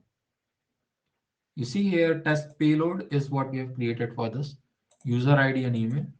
The response will not contain these values. The response should contain the email, the name, the user ID, status, and user type. These are random values. Yes, these are random values, but they are of the type which match our. These values are of the type which match our. Uh, what is it called? Matches the schema expected part. Yeah, this is what we expect from whatever is the schema that we are expecting from our DB. It should match that schema. It should be an email address. It should be a number, so on and so forth.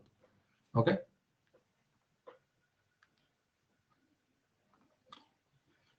You understand how sign up is working? It is calling the sign up function, and once it calls the sign up function, it checks that it looks at the request and response values, and request and response values contains whatever changes have been made to them. For example, response.status knows that it has been called with a value of 201. Response.send knows that it has been called with a value of this object. Okay.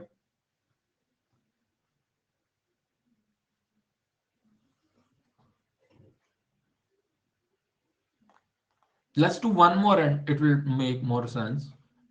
Coverage for of this. Yeah, let's look at the coverage now. If I just come here and do node.test, it will test whatever I've asked it to test. And it says it has failed. And why it has failed is uh, it expected this. Email was correct. Name was correct. User ID was correct. User status was correct. Set type was correct. Object containing. I think this should be correct. Uh, am I sending the whole request object? Let me check. Now let me go back to my user controller, authentication controller, and see what am I sending back. Post response, I should not send these two. created ad and updated ad. I don't need to send in the post response. I just need these values. So I'll just close this, save it. This is how you can test the errors in your code. Test it one more time. And hopefully this time it will run. What is the problem? Uh, email, name, user ID, user status, user type,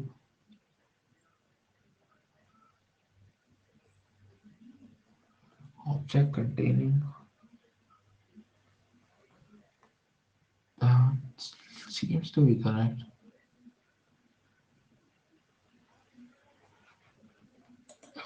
What am I writing here? Let me check the test. Expect object containing these values.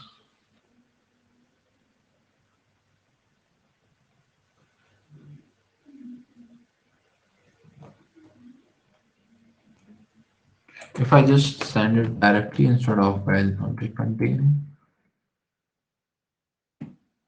give this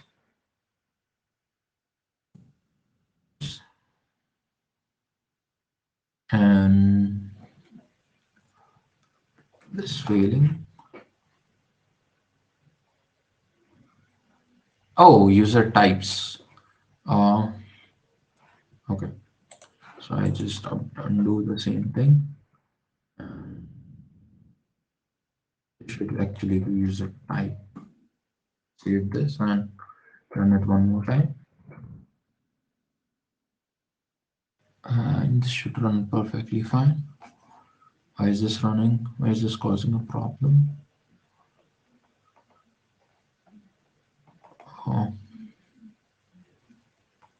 Oh, this should be a function. There should be a function here.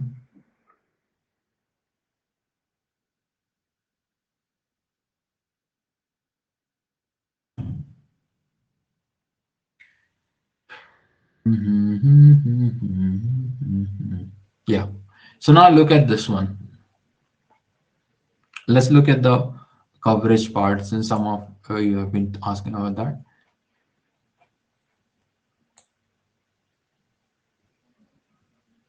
So there are controllers. In these controllers, there is a particular controller which we have checked, which is the auth controller. In auth controller, there have been different statements and different branches which we have checked. There are 30% of the branches in the code. Imagine a so imagine there's a if condition in a function, then there are two branches. Suppose there is a function uh, with an if condition. If this, then branch 1, else branch 2. Okay. Now, a code coverage is successful, is 100% if it has tested this branch as well as this branch. Okay. You can have a code coverage at the level of functions. You can test how many functions you have tested. Then you can also have at the level of branches, how many branches of all the functions you have tested. And that's how you define the coverage. In the case that you have right now, you have tested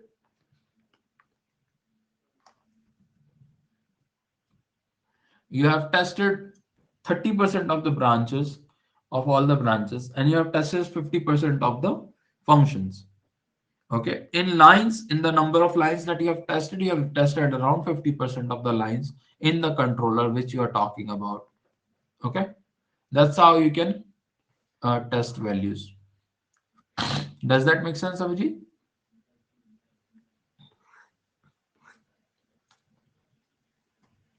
Can any test have 100% done? Yes, there are people who have 100% test coverage, but mostly it is 80 to 90% test coverage that companies aim for. Okay. Sometimes it's very difficult to test all the functionality, and then you have lazy developers who don't want to test everything, so they have 80% done. Where to modify? I missed today's lecture because of no electricity. That's okay, Radhe. You can watch the recorded video. Where to modify means how to increase it. To increase the test coverage, I'll show you how to increase the test coverage. Once you write some more test cases, the test coverage automatically increases.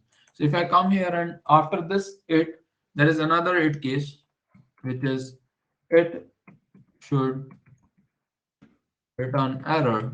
And when should it return an error? Let's check that. Async. How is coverage defined? Coverage is defined by the number of by how many number of lines does this uh, code reaches. The code for the test cases, unit test, how many lines it is reaching. That's how you define the coverage. Okay. So all the lines that are there, how many of those lines are being touched? Yeah, it is the range. Yeah, no worries. It should return error. When should it return error?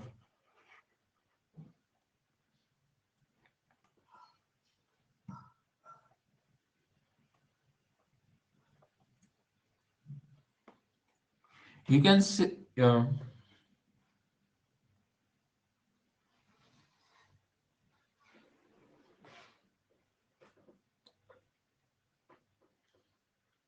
How do you return an error? The way to return an error is to create a just.spy. Sorry, just no, just.spy on, and you can say spy on user, comma create.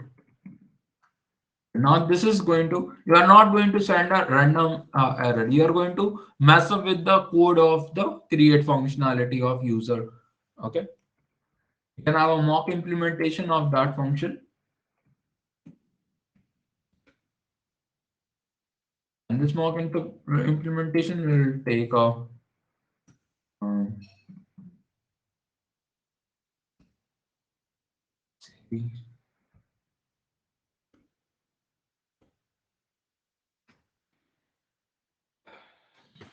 mm,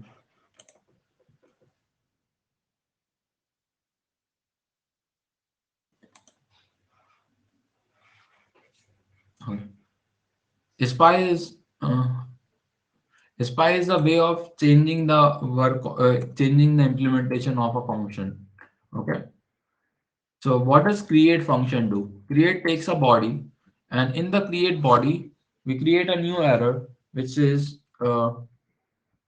this is an error, and it should return null. Okay. Now, how does this help? We have changed the implementation of create function, and suddenly now every time you call the create function on user model, it is going to return an error, which is this is an error. Okay. Now what are we going to do? We are going to do the same thing. Const response is equal to mock response or mock response, and result is equal to mock result, and as payload dot user type. We can change the user type of. It was only for auth controller. Exactly. Let me check if it is user types or type here. Okay, it is type. Very good. It should be type everywhere. A payload dot user type. Let's make him engineer. Are you giving an opposite? Are we giving in opposite? It is why we are not giving in opposite. We are just giving that for uh, in line number 45. Okay, we can. That's okay. We can have response. Okay, this should be response, and this should be request. Thanks for pointing that out. I'm sorry for that. You have user payload, and then you can do request dot body is equal to test payload, and then you can await,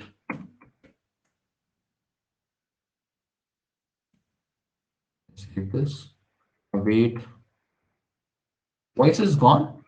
Is the voice coming? Hello? Hello? Okay. No, it is not coming. Huh? Aradhya, it is not. It is coming for everyone else. Is it coming? Okay, sure. Thank you, Aradhya. I was quiet for some time. Maybe that was the reason it was not coming. But anyways, uh, so now we have a wait, and let's do the sign up again. Sign up, response, a request, comma response, and we have request, comma response, and expected. What is expect? Response dot status dot have to be called 500.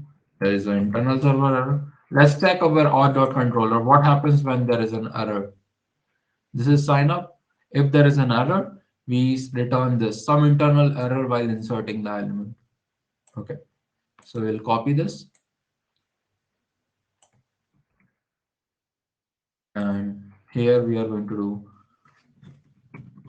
expect response dot send to have been called with a message which is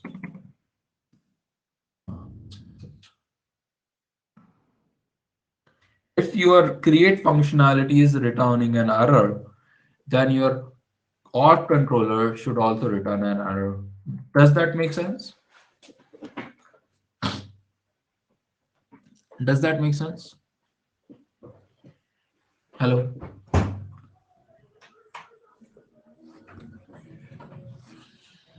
If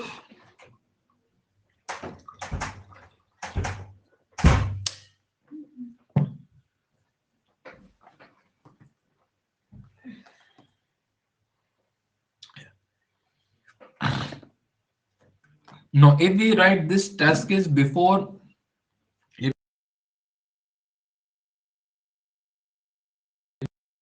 that would be the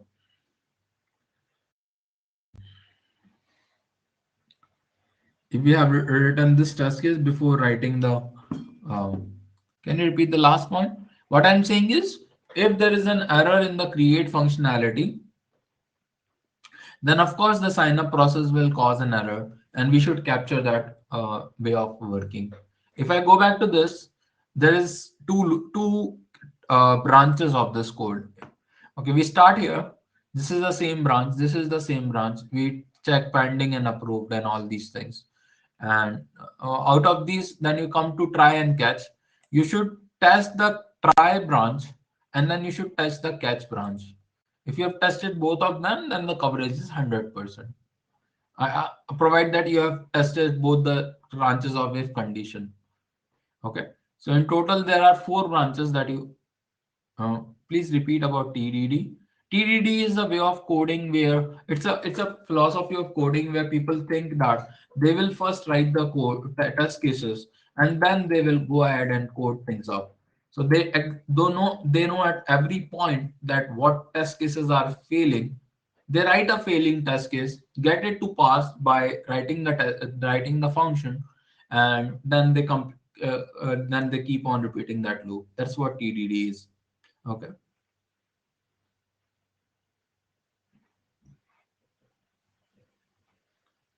Mm, okay, this is write test cases means writing. Yes, yes, yes, exactly. That is true. Let me see. I have written the test case wrong. There should not be a bracket here. Less, and this should be a bracket here. Go back to this and test the case. I should know where my code is failing, and I should just build that small feature and get my code to pass. Again, it is failing at some place. It is saying spy. Oh, spy on. No, this it should be spy on. I think somebody wrote that, but I forgot. So just one more time. Spy on means you can spy on a particular function in your code. Okay. Now let's look at this one. Uh, The statements that you have covered has increased, although the branches are still 40% only. Uh, you have covered line number 48 to 81. Explain that part, please, again. Yes, spy on means that you are spying on a particular function and changing the way it is working. In this, the user is the model. In this user model, there is a function called as create. Okay, this create function I'm saying from now onwards is only going to return an error. Okay, and that error is this is an error. Every time you call user function, it is going to return an error. And that's what we are capturing with this Pion.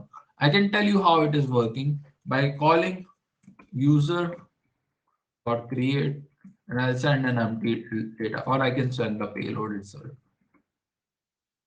Payload, test payload.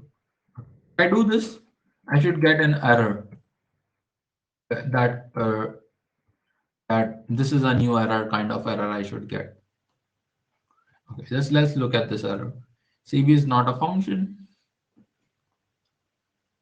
Uh, CB should be a function. Uh, it's not a function. Why is this causing an error?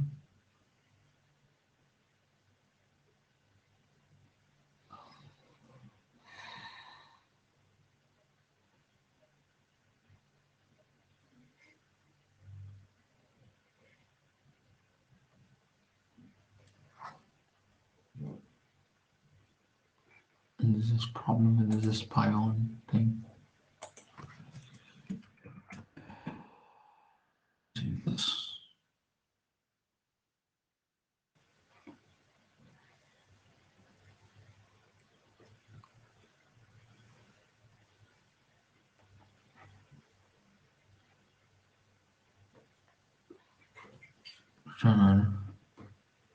Mhm.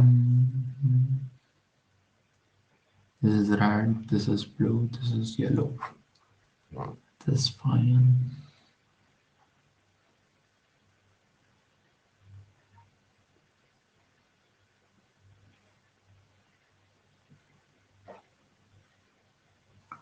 This is callback actually. Callback function. In the callback function, you should send these values. Uh, Create mock implementation callback. Hmm. Let me save this.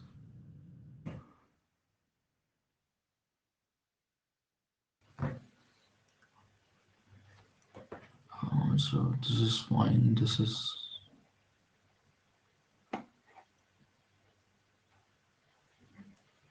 created. This is not required. It is passing the test cases, but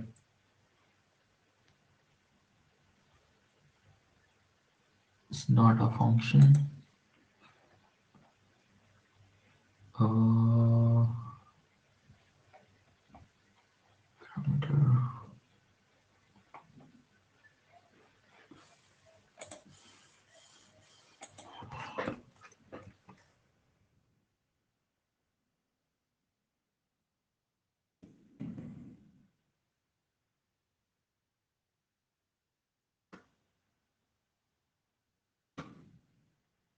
This is do console.log here.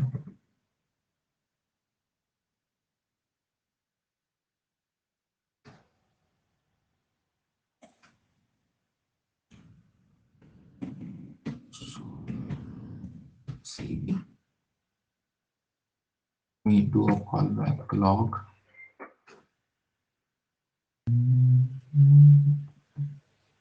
What is CB?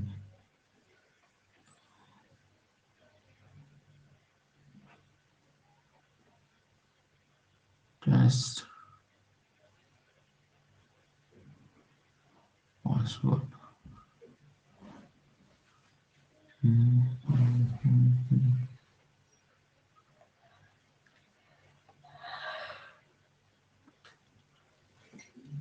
Mm, this was not.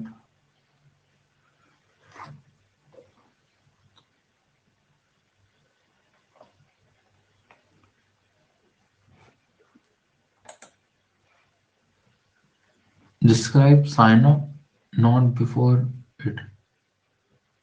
Uh, so this is it. This is the first it, and this is the second it.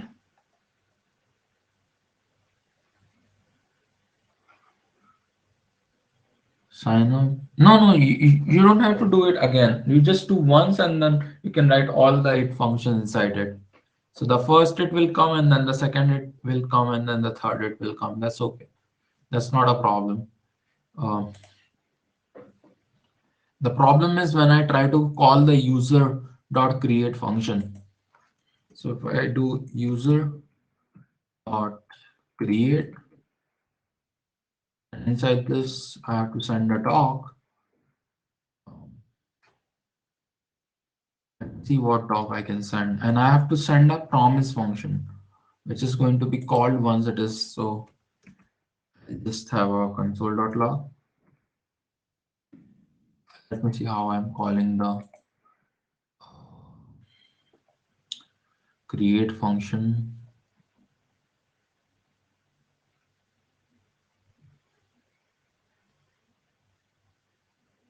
Okay, so I just do let user dot create load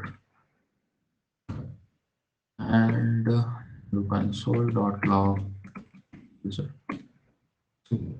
I'll do a wait here.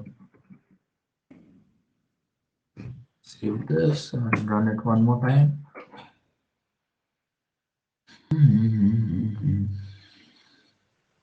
Okay, so now there is a problem. Payload, sorry, user payload, test payload. I should pay this payload, save it and run it one more time.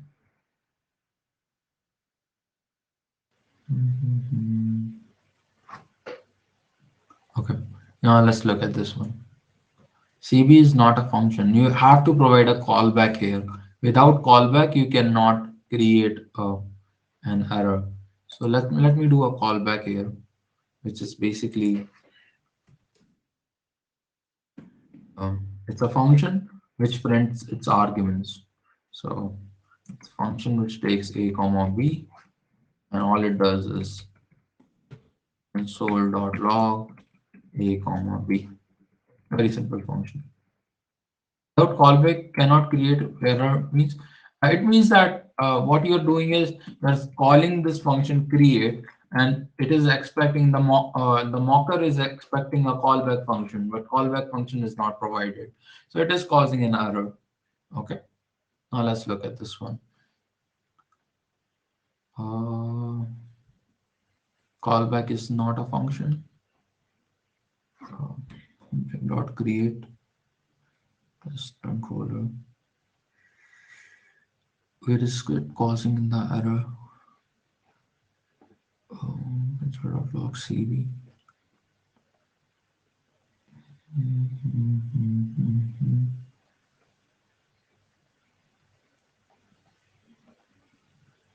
Let me catch this error.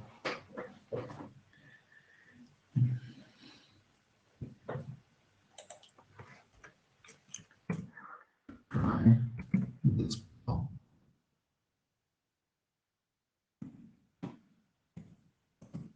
And we can do catch error sol.log error. Let's try to see this.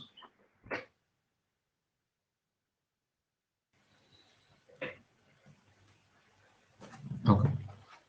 So now if I go to this, why am I printing user later? So I don't need this. Save this and run it one more time. Hmm. Okay, so let's look at the error that we are getting. Something went wrong while creating saving DB, and CB is not defined as the error. Okay, CB is not a function. Callback is not a function. Why choose line inside catch? Because this will cause an error. This here is going to cause an error. Therefore, we are called. Uh, why choose line 49 inside try block? Because we know that this is causing an error and it is not letting rest of the code to run. And I wanted to show you what error we are getting. Okay. While calling this function, this is the error we are getting. And I don't want to get that error in my code. So I'm putting it in a try catch block. Okay. If I remove this spy on version here, okay, and I come here and I just write like this, and suddenly this will pass, but that will fail. The create function will pass. Uh, where is the problem? Something went wrong while creating DB. Duplicate error key error collection. So there's already a key with user ID one, and you're trying to create it again, and that's why you're getting an error. But although this is causing an error, but create function is going as it is. Okay, error not in 45. But then if I just keep this part, then I'm getting a different error, which is means uh, my user dot create has changed from one value to the other. Okay, that's how you can interpret this. I don't need this try catch block, but I just created it for teaching you why this is working the way it is working. So that's how you can create the sign up functionality. These are the two test cases that you have to implement in sign up. There's also another function which is the sign in function. Let's try to do it today, and the other part we can do tomorrow. Okay. Uh, let's describe uh, sign in.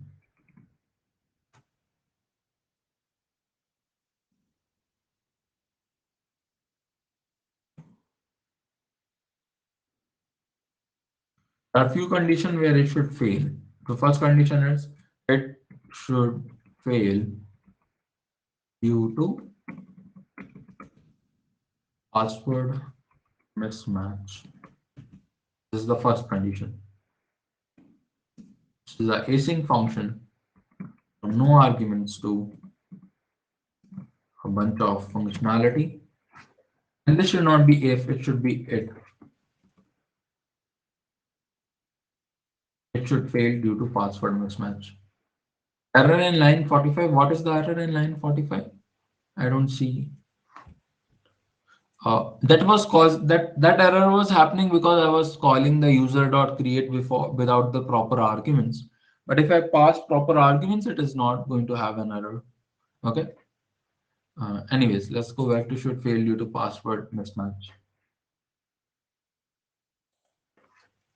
So first we have to do test payload dot user status is equal to approved.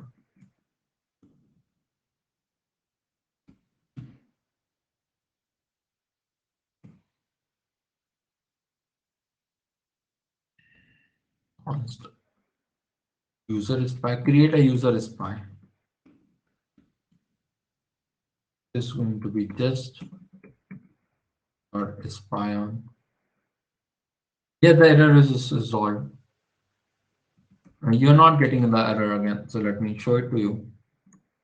Other test cases are passing perfectly well.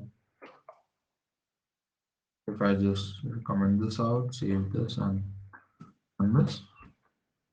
Problem was while calling the create function.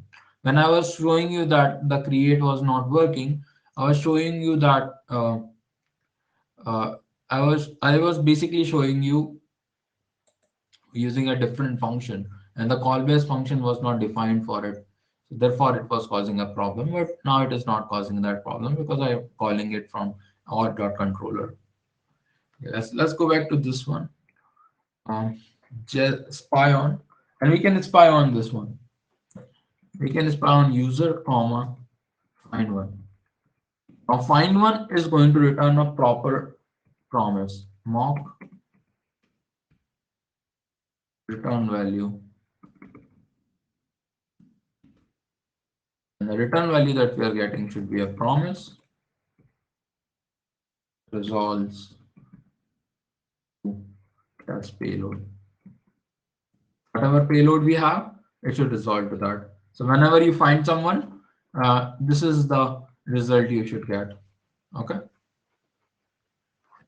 Here the user status will become approved, and rest of the things will remain the same. Whenever you call the user dot find one, you will get this payload itself. You will not get anything other than this. So we are not actually changing the we're not actually changing anything in the DB. We are just working around with the functions themselves. We are not changing anything in the DB. Okay.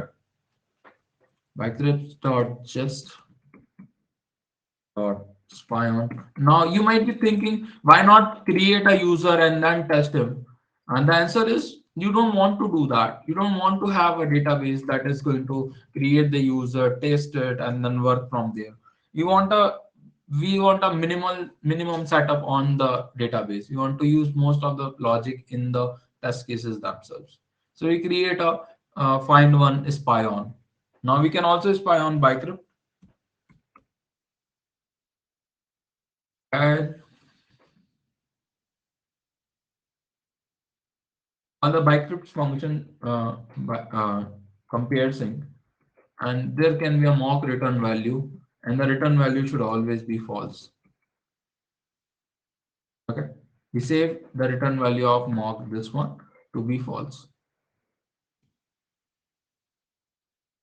Every time you are going to call bcrypt, it is going to return a false value. Simple. False for mismatch. Yes, false means there is a mismatch. Even if you send the right test data, it is going to return false. Now you do const request is equal to mock request. Request will have const response. Response is equal to mock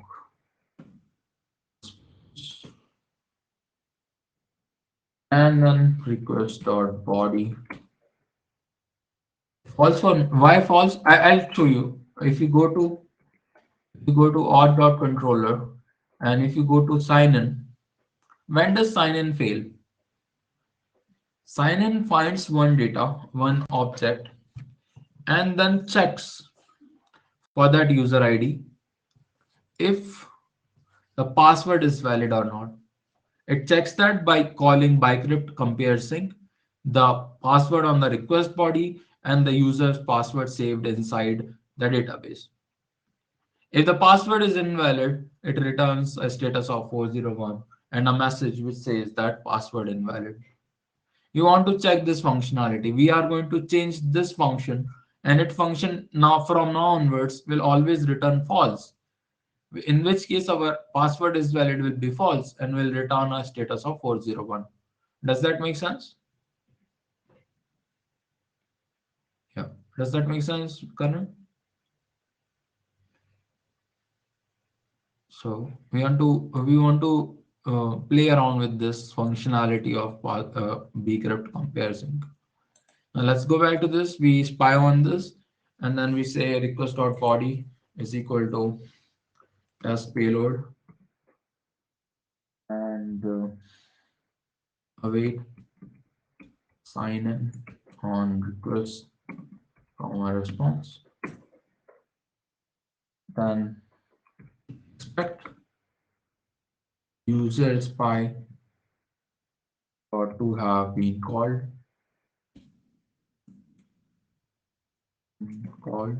We want this to be called.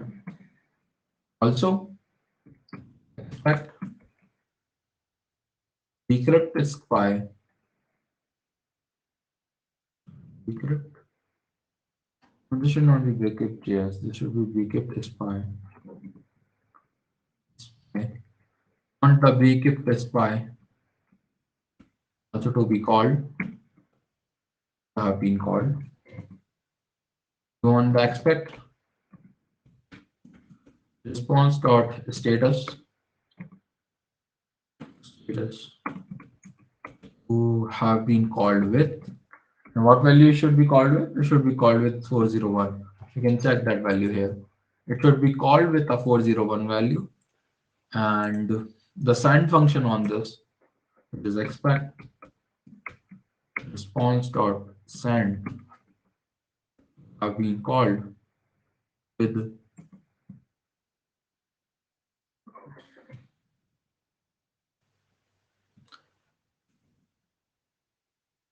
access. We don't need access to it. When we just have message says invalid password. There can also be access token. Let me see if that is. We are not sending the access token, so we will just say invalid password. Ideally, we can also send an access token which is null.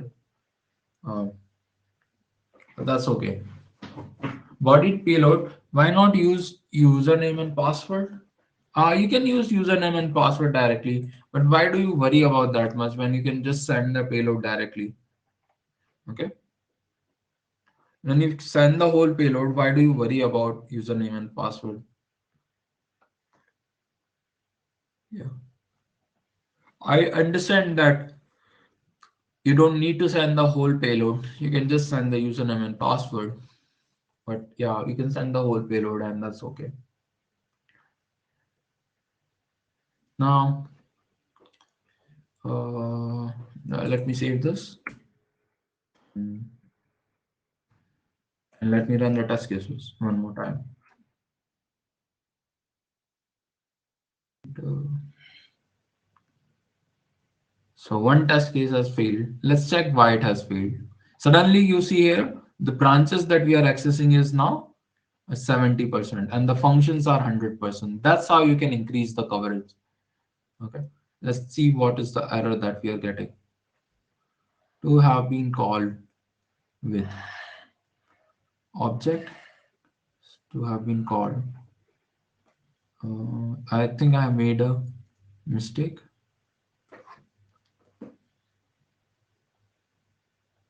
Oh, there's a quotation. So I just have to write here. Quote exclamation mark. Let me test one more time.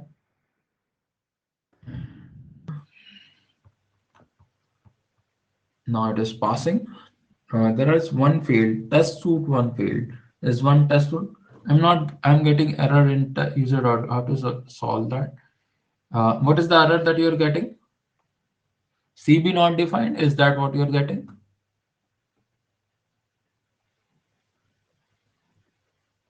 Okay. What is the error you're getting?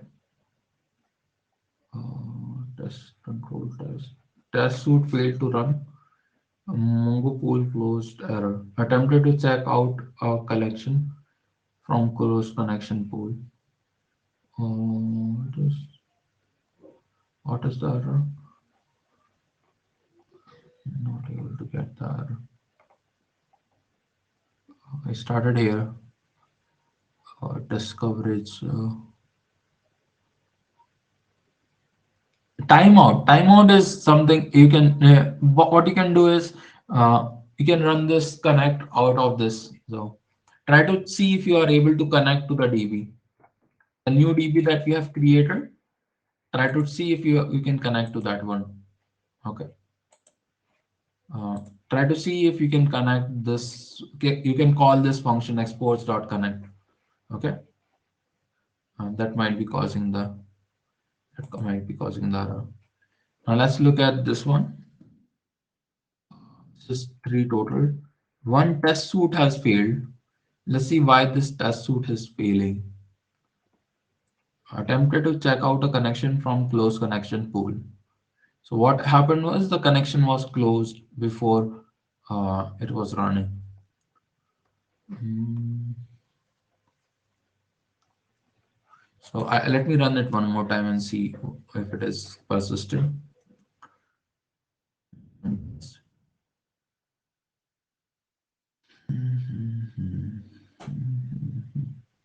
Yes, it is still causing an error. Let me see what is the problem.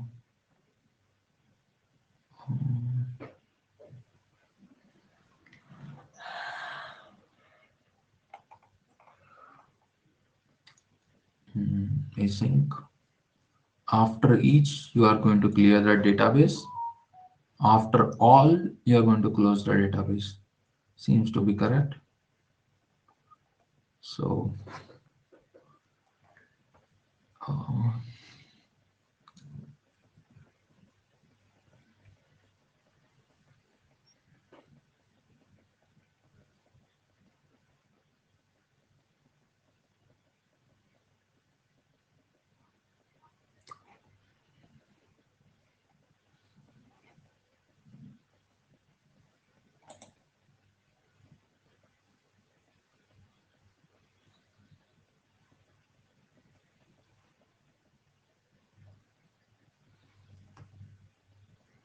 invalid password.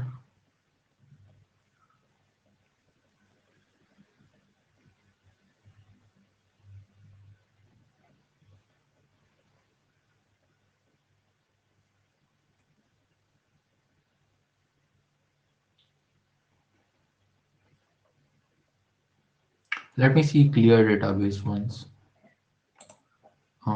Clear database. This close and clear database is delete many. Seems to be correct. Save this to test and it should be closed. Save this.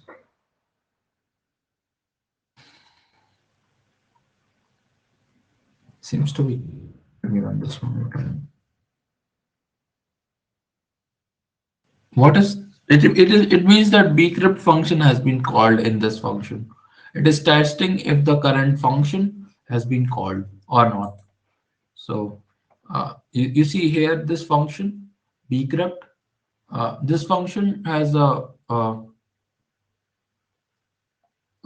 this function has a compare sync function, and we need to make sure that this has been called. Therefore, we are having that payload. Uh, Let me remove this clear DB functionality for a second and see if it's working.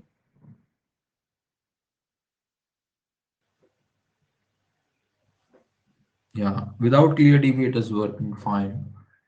So let's see what clear DB is causing, where clear DB is causing the problem. In clear database, you go to mongoose.connection.collections. Okay. Inside this, you take all the collections and delete many out of them. Seems to be fine.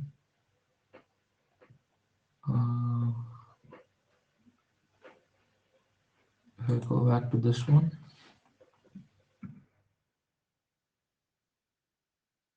it's saying that the connection has been closed before calling this function. So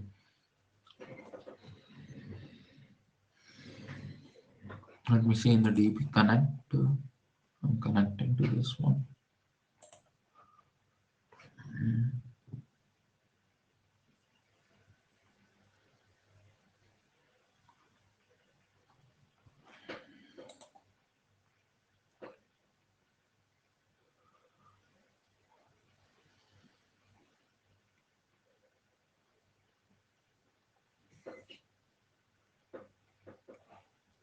If I do before each instead of before all, if I connect to DB before each, let me see what happens.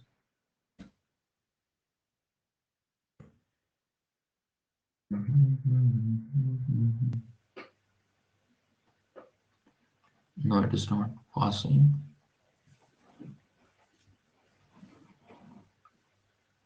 Tempted to check out a collection.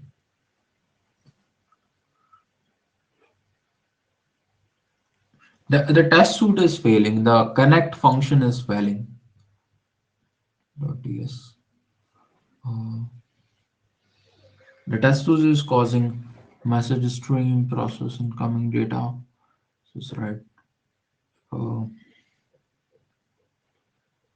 this function is failing. Let me just this function here. After each, I should clear the database, but I'm not able to clear the database. So that is failing. So in this, I'm basically collecting all the collections and uh, clearing them out. That is causing the problem. So mhm. Let me print the names of collections.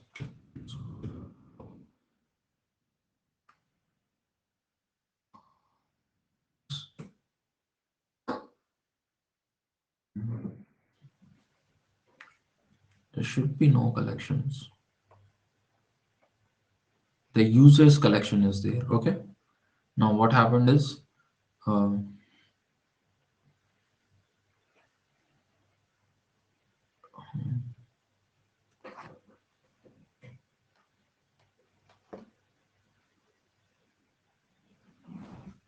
let me check, let me check this.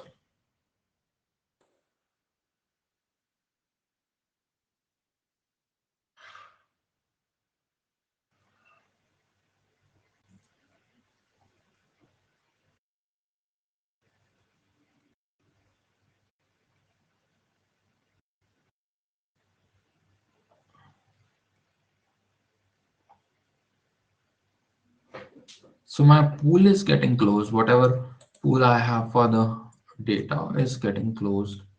Let me see where it is getting closed. Who is closing it? Oh, I'm clearing the data.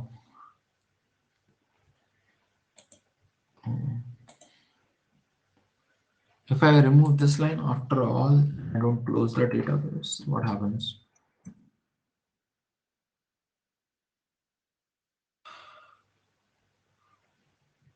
So that is closing the database basically.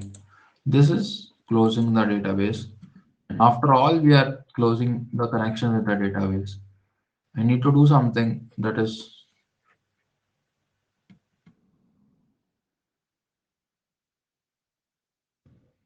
mhm, after all, before all, after each the connection. Let me see the time. Um, for after each means after each describe or it. It should be after each describe. Yeah. After each of the describe functions, it should do that. Uh, let me check after each and now. After each test.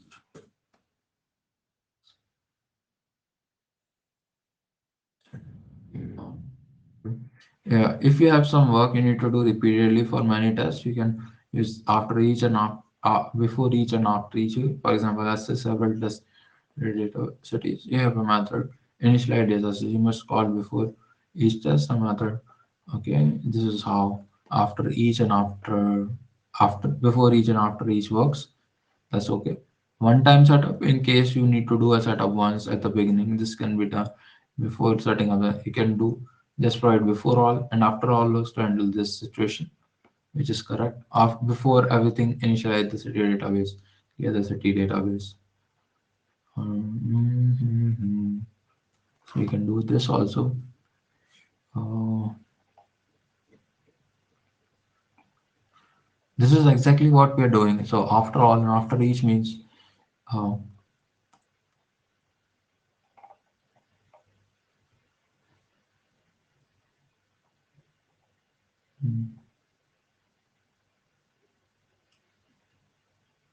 Hmm.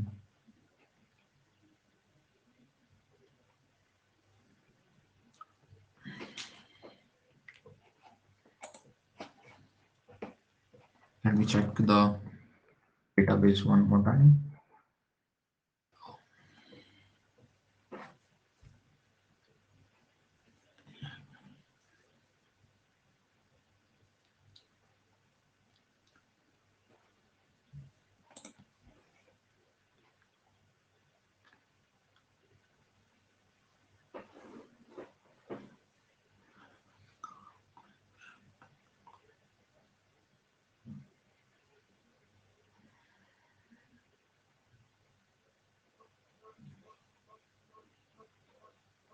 Okay, so I understand what is happening now.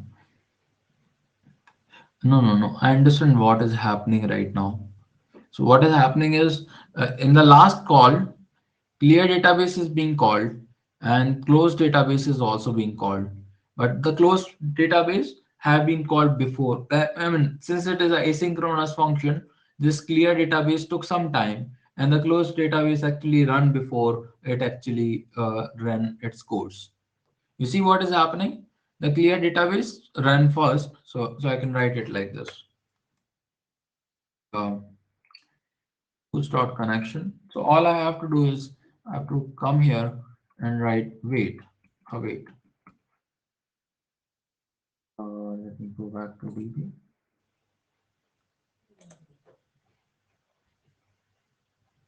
If I write await, uh, it gets solved.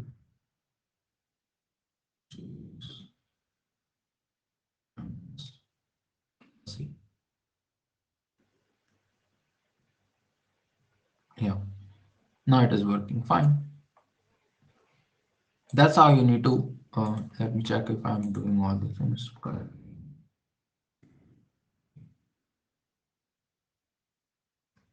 Yes. One more time,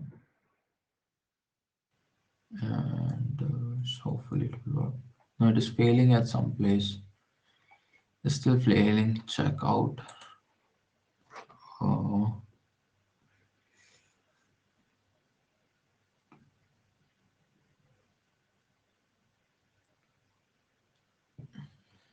the close already have the await functionality, so I can have await here also, and save it and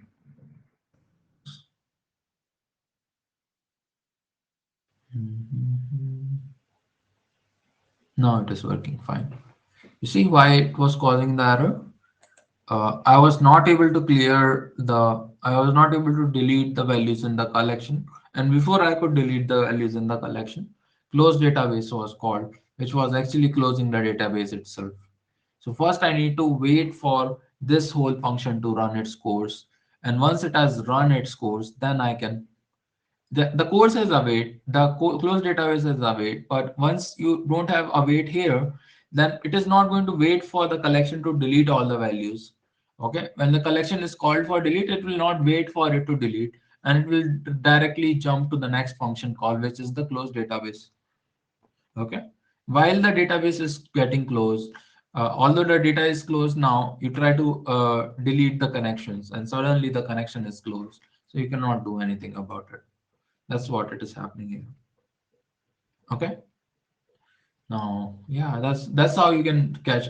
Imagine this was a callback, and you had to catch these errors during callbacks. It will be very difficult to catch that error. Okay.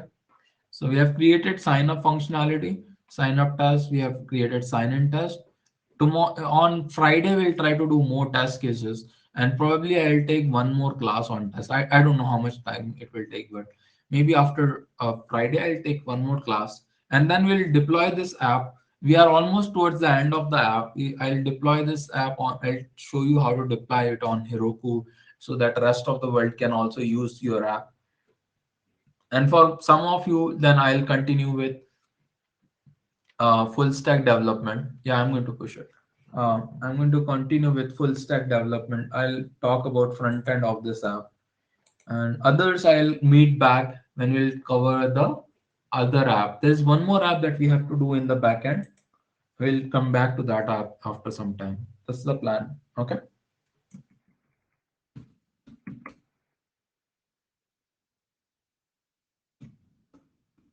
First one.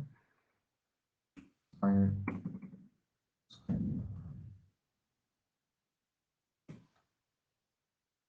I'm going to comment the changes. Test suite is this entire test suite is this entire yeah, test suite is this entire actually test suite is basically all the things that are there in control auth controller dot test. Okay. And then but I'm from back.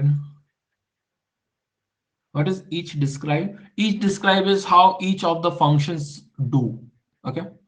Each of the functions that you have, sign in function does what, sign up function does what. That is what describe do. Okay, so you'll have sign up will pass on this case, will fail on this case. So once you run the whole test case, you will see values like this. And let me show it to you. Then what is each describe in test case is for each describe what it. Test case is the it one. And there is a test case for all of the it cases. Let me see. I think I've closed that document. But basically, once you see the result on the, I'll show you the result in the next class. Basically, you'll have something written like this: sign up,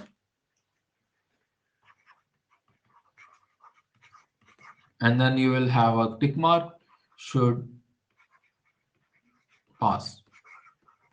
Second is sign up should fail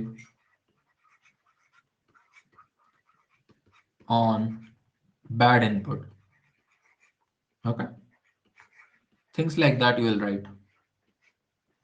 Yeah, it test case any name for display. Test case any name for display. It is test case any name. Yeah, that's true. It is the test case. This is the it, and this is the describe. Okay, that's it for today's class. I hope you have enjoyed the class. I hope to see you next on Friday.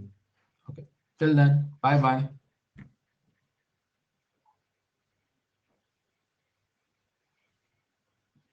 Good night. Good night. Good night, Harihan.